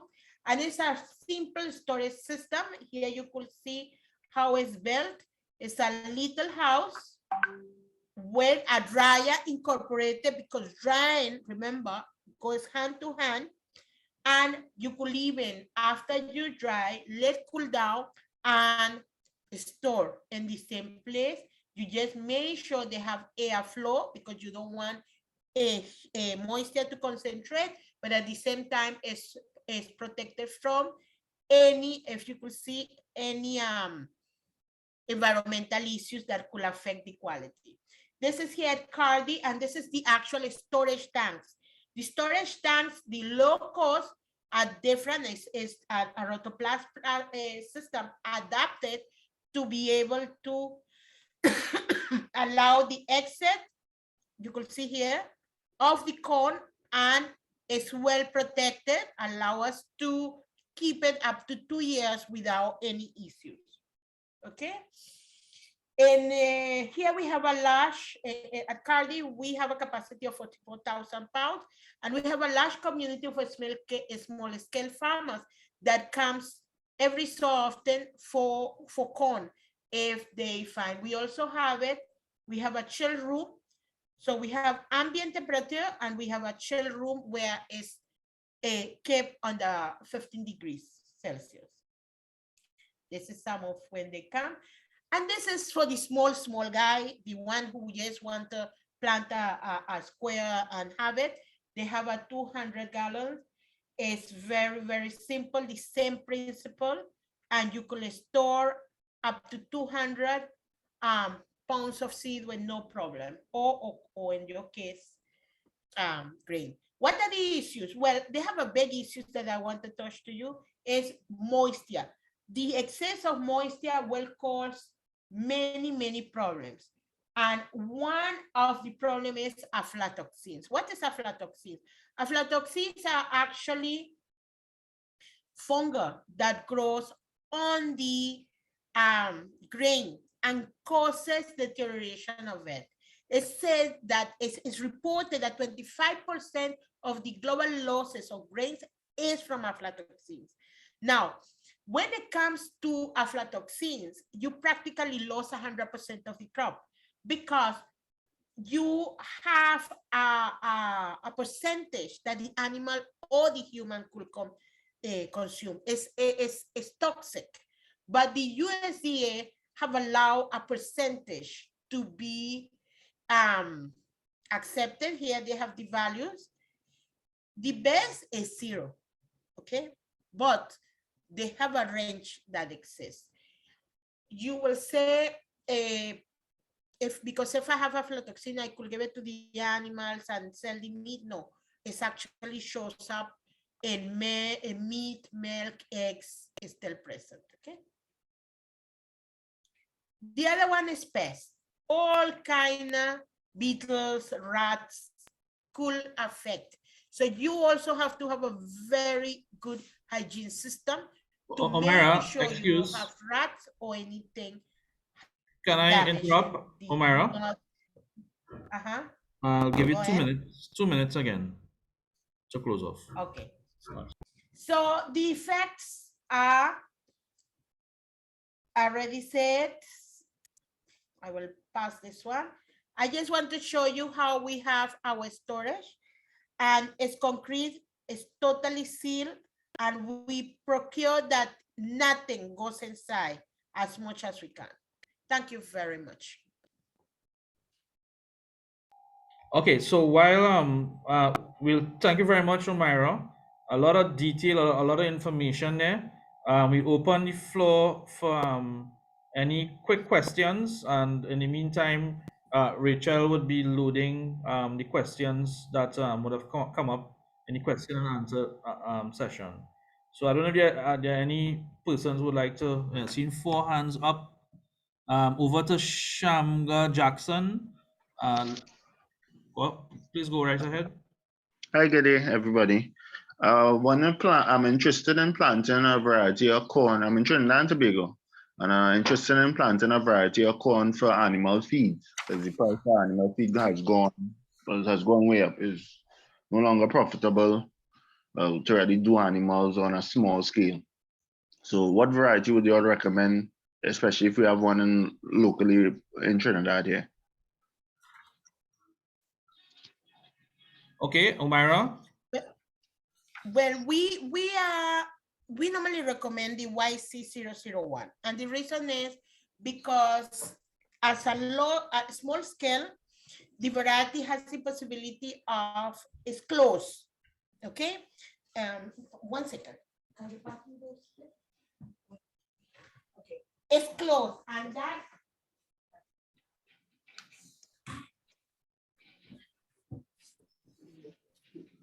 This is YC001.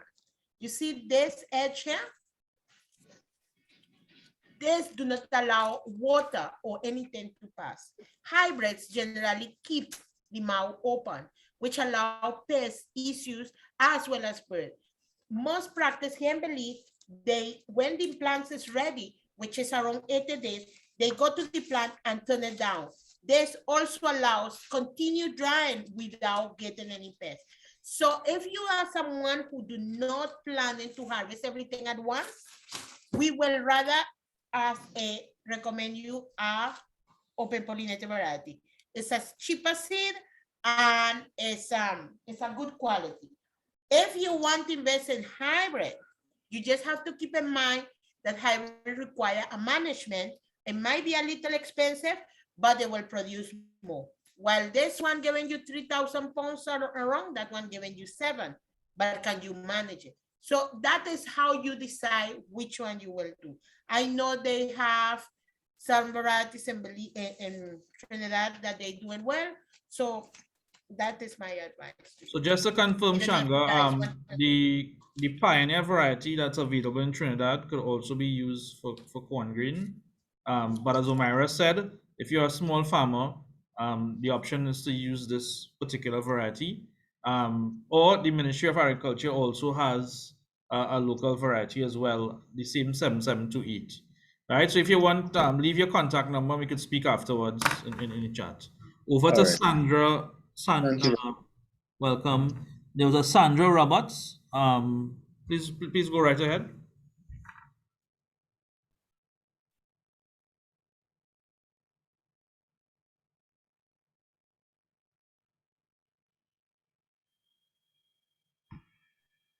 Sandra Roberts.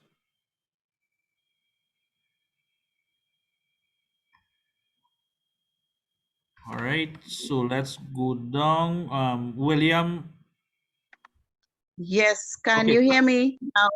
Go right ahead, Sandra.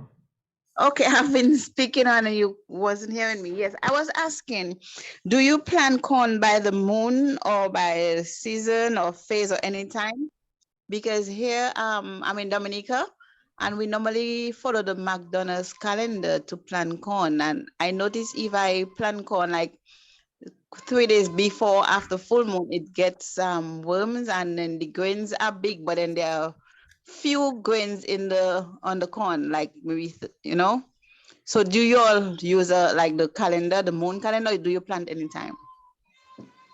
And another question I wanted to ask is, why do you keep the grain for 2 years in the store? Can't you sell it to the government or something and they use it one time? Why is it kept so long?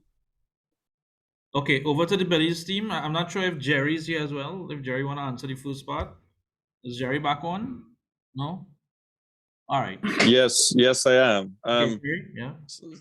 So that is an interesting question. If we plant according to the moon or not. There's a few things we have noticed though, that when we're getting closer to the full moon, when the moon is filling up, the moisture during the night surfaces. So you have better germination. That's one thing that we always prefer to plant when the moon is filling up. The other thing we've noticed is that the plant height does differ, depends on which moon we plant, but we haven't seen much significant yield difference. And as far as insects, I can't say. That's an interesting question. We probably should see if that changes, but you will have better germination when the moon is folding up versus when it's going down, and normally the plant heights are slightly different, but we haven't seen a significant yield difference. Okay, all right. All right. All right, Yeah, just a little second. We kind of Yeah, lost Omaira because we have a power outage at the office, but we're still connected here. But Martin wanted to Yeah, add a few things to the just to add to what Jerry said, from historically, the Mayas and the traditional small farmers that do slash and burn tend to do that. They wait on the full moon. So that's a belief that stems back for years. But like what Jerry said, we noticed that at the full moon stage, usually 3 days before or 3 days after, you would get moisture. You would usually get a rain. So for that reason too, we farmers would probably plant then, but like he said, we don't have anything to show that you have significant yield differences, but traditionally for small farmers, they wait for the full moon to plant. And also farmers believe when you plant in the full moon, you get shorter plants versus planting, like saying in the new moon, you get tall plants. So it's there's a lot of belief when it comes to the moon phases. Okay, I'm trying to get through to. We have a few questions more, so if we could always Yes, come back. about her second part of the question, the storage, why 2 years? Well, when you manage a small amount, you could use it. But when you have 140 million pounds and you have to export, you have to plan for the future. So therefore, storage is mandated. You at home, you go to the store, you buy a pound of flour, you bring it, you use it. You never think about who has that flour. That flour has to be somewhere by the time you come. And that is the value chain, okay? We are part of that value chain. We make sure we have the quantity. So when you need it, that pound, you have it. So storage is a must. Also, if you have animal feed, you will not run every 2 days at the store. You want to have there to supply. If they have a hurricane passing and everything is destroyed, you want to have some seed saved. So 2 years of safe time, that doesn't mean that it have to stay 2 years. That's your future plan, okay?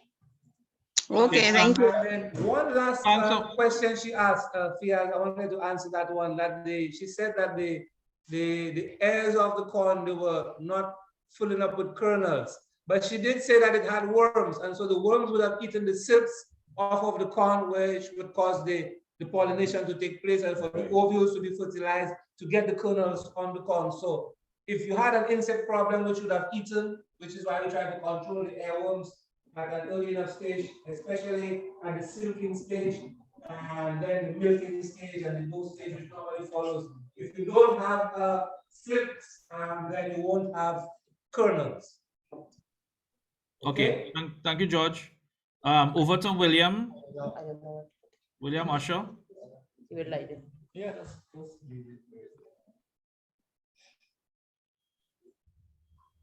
William, what did you say something? I don't know. Oh, William, you there? William will be good because he has a very good experience with the use of EM. He seems to be muted. William is muted. William, are you muted?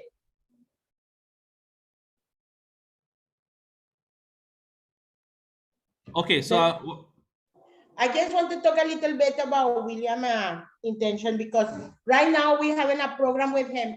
He does what is called effective microorganisms to enrich the soil. So it has something to do with what also Jerry is doing and all of us. You're trying to enrich the population of natural bacteria and microorganisms on the soil. So the use of effective microorganisms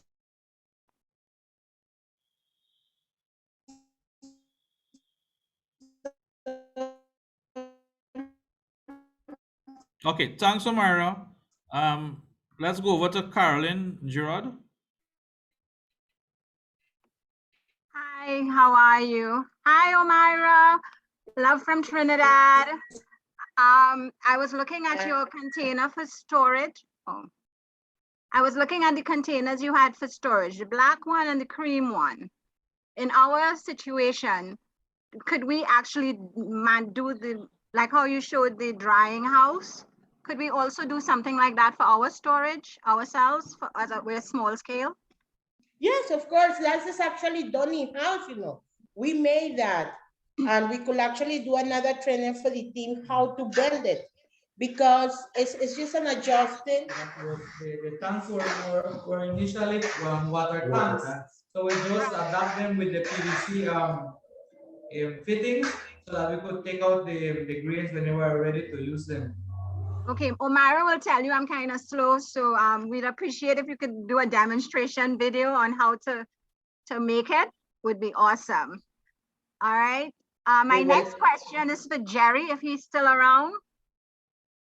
Go ahead, Jerry's on. Jerry, in your first presentation, you talk about your using your corn for your livestock and stuff. But do you think that some of that will also benefit rabbits because we do rabbit production? Yes, I would expect you would see the same results. Do you raise them for meat? That's that's it. We're trying to raise them for meat. Omaira, it's Amari's little business. So yes, you will see more growth with less amount of corn if your quality of corn is better. Yep, that will be the same thing for all animals. All right. Thank you so much for your time, everybody. It was a wonderful session. Okay, Love let's just Omaira. quickly go over to the to Rachel to highlight any questions on the chat. And if we have a few minutes, we will come back to the live questions. Rachel, can you share your screen?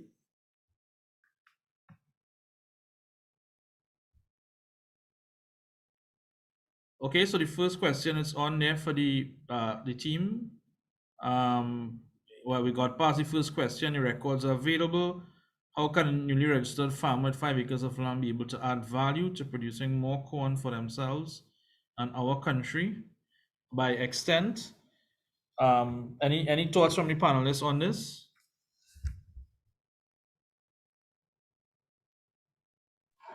Okay, Fias, how can a newly registered farmer with 5 acres?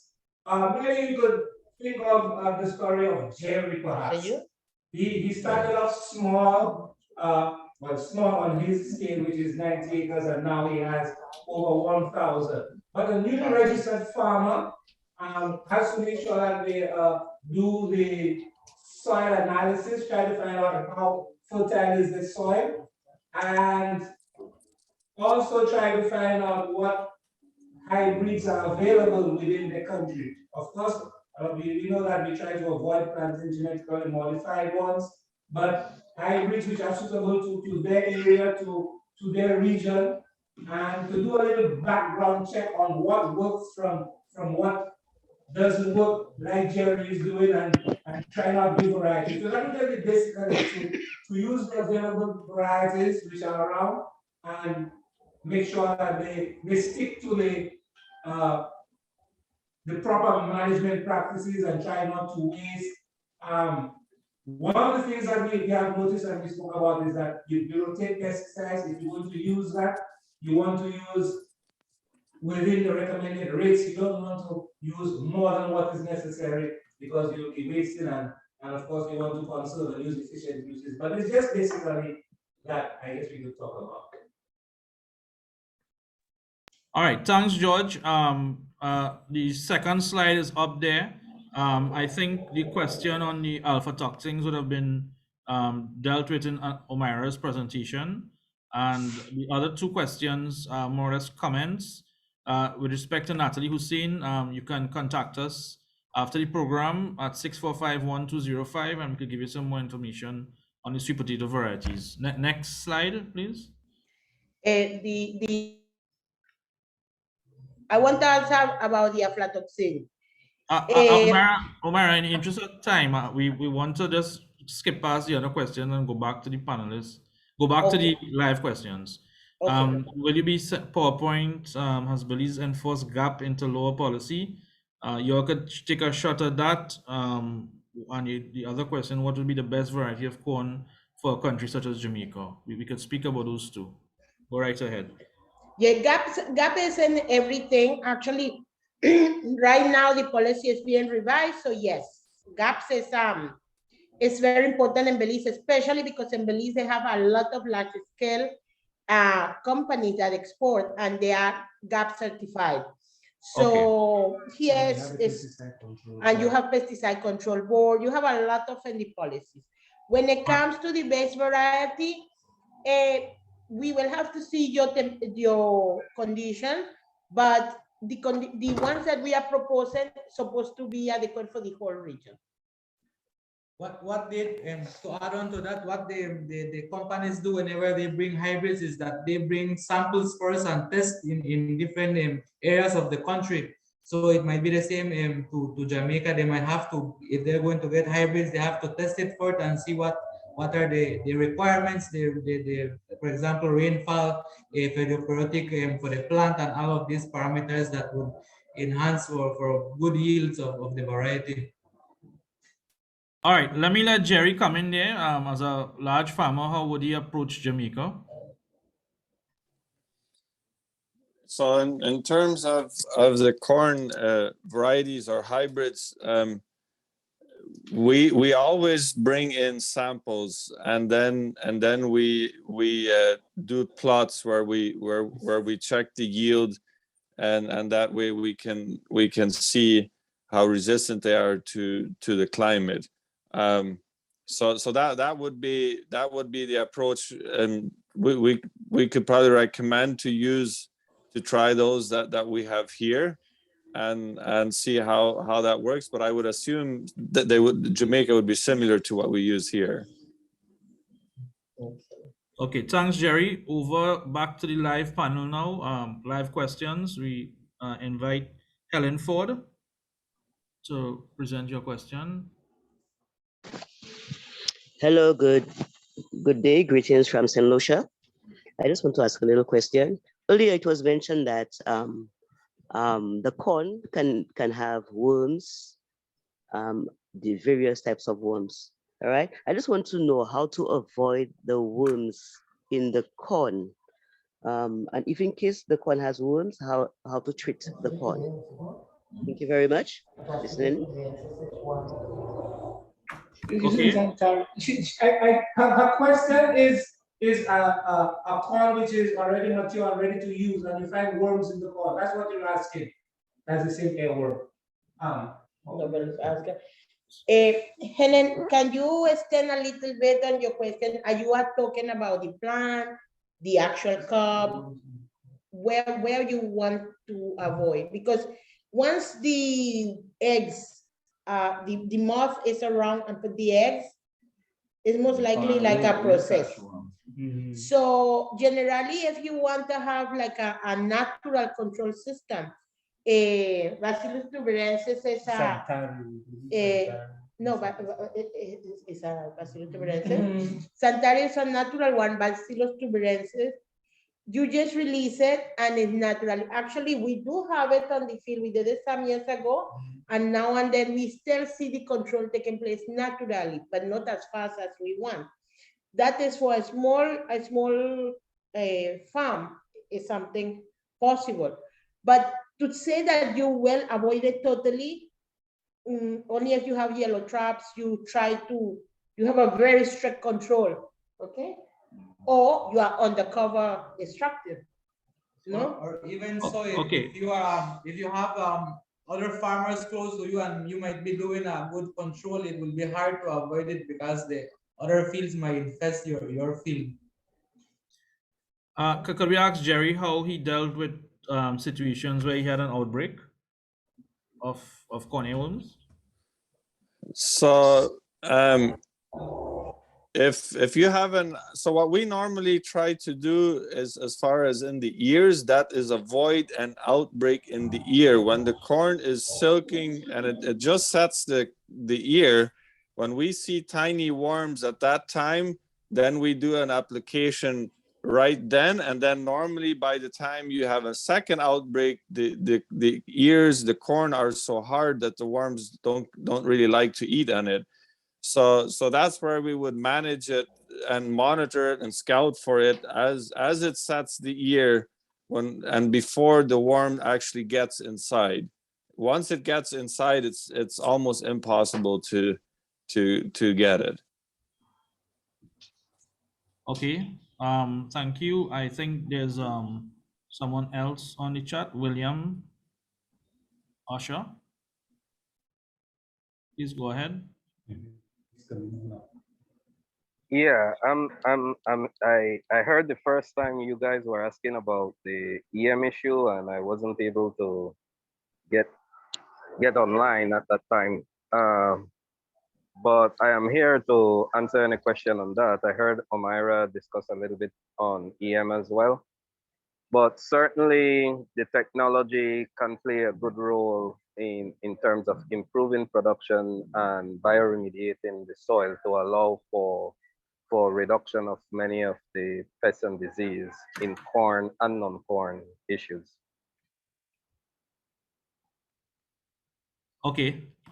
Thank you. Rachel, do you have any more questions on the chat or?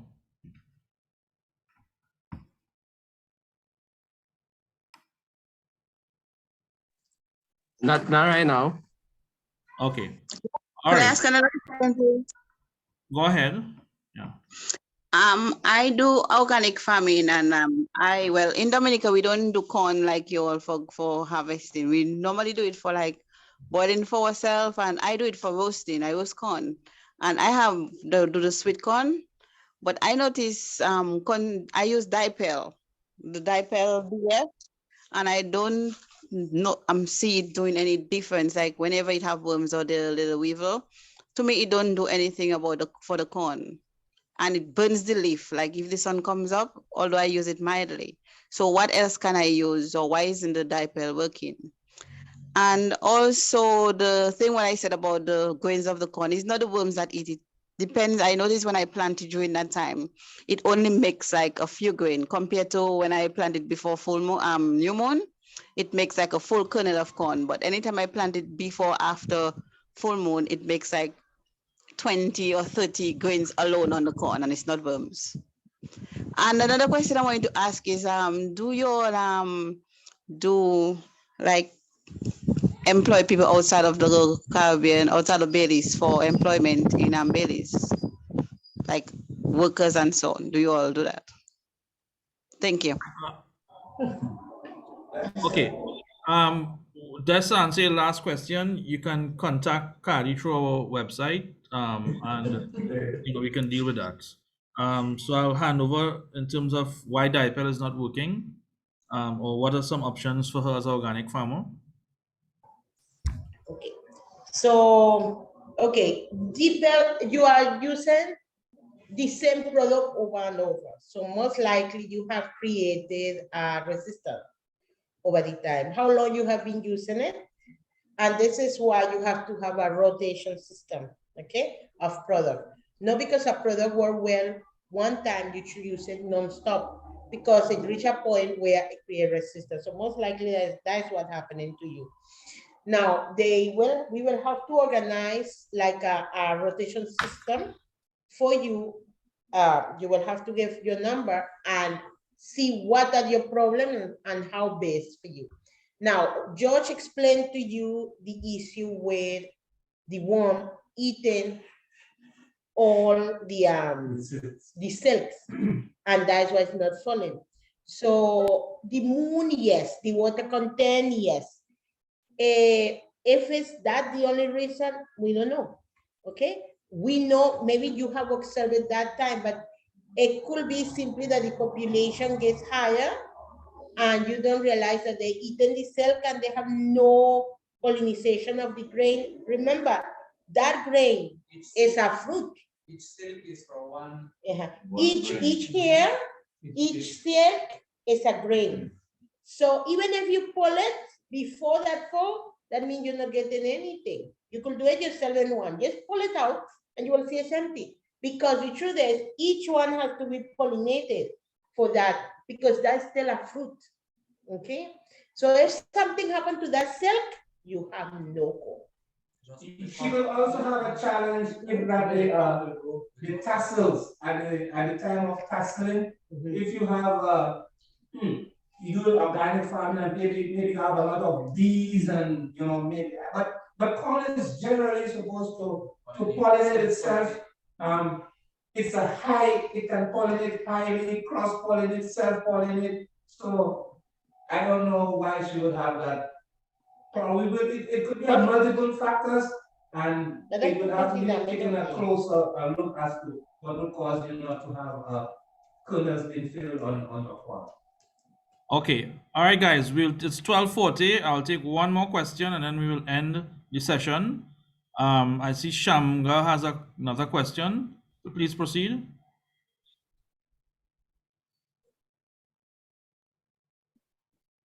Go ahead, Shamga Jackson. Yes.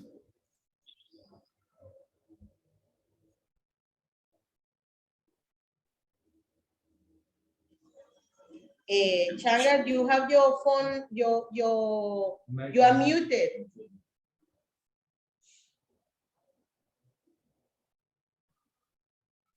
Okay, you hear me now? Better? Yeah. Yes. Yeah, we heard you now.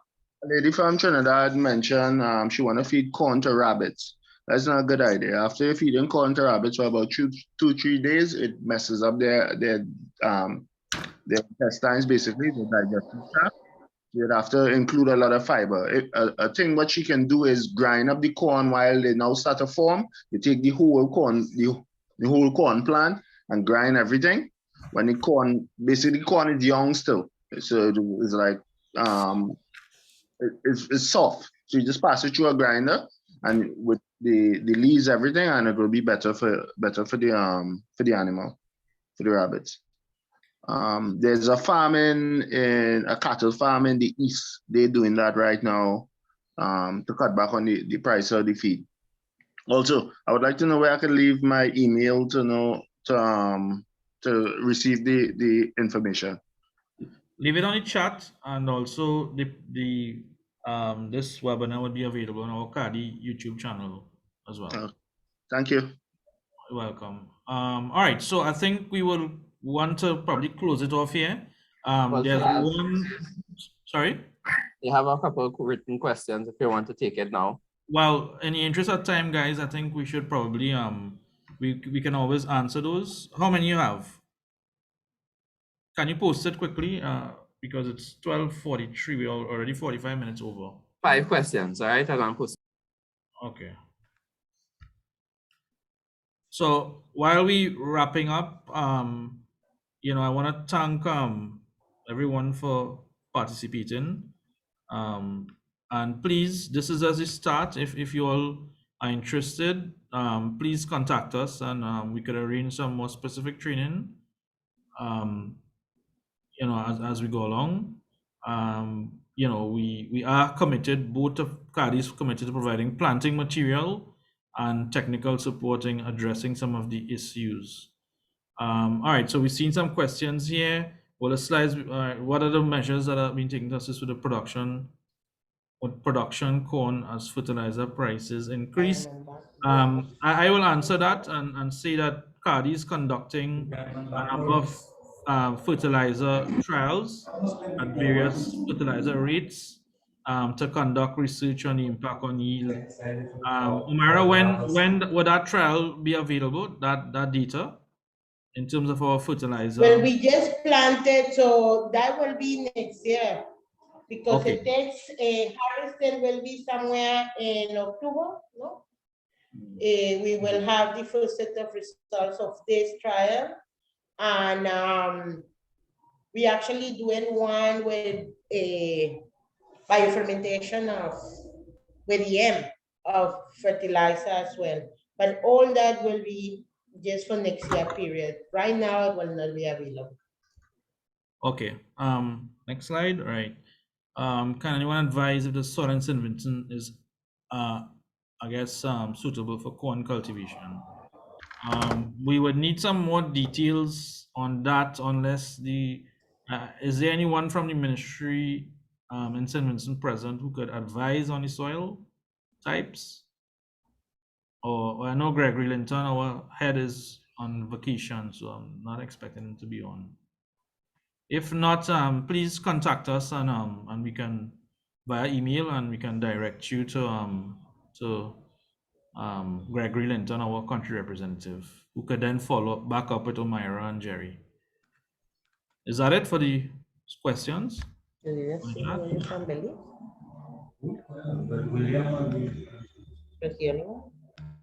All right. So let me ask Jerry if he has any closing comments. I know there's a comment about the lack of grain formation, which George alluded to, insect damage. Jerry, any experiences with that in your field? And how did you deal with it? Lack of grain formation? I think he left. All right. Okay, folks, so it's actually 12:46, and thank you very much for staying on. I want to thank the Belize team for putting the effort out in preparing these presentations, and more importantly to you, the participants, thanks for staying on with us, and please feel free to contact us for additional information. So on behalf of CARDI and the team at CARDI, we want to thank you very much for being with us. Until next time. From this team, and we want to thank you for the opportunity to listen to the work we do. Sometimes things could be challenged, especially like today, electricity, when we were trying to make sure everything went well. But the unit have a lot of experience, and we looking forward to assist you. Well, anything that we could do here, we will. Also, we will have one with soybeans, so you are welcome to attend as well. Okay, goodbye everyone, and do have an enjoyable weekend. Take care. Thanks.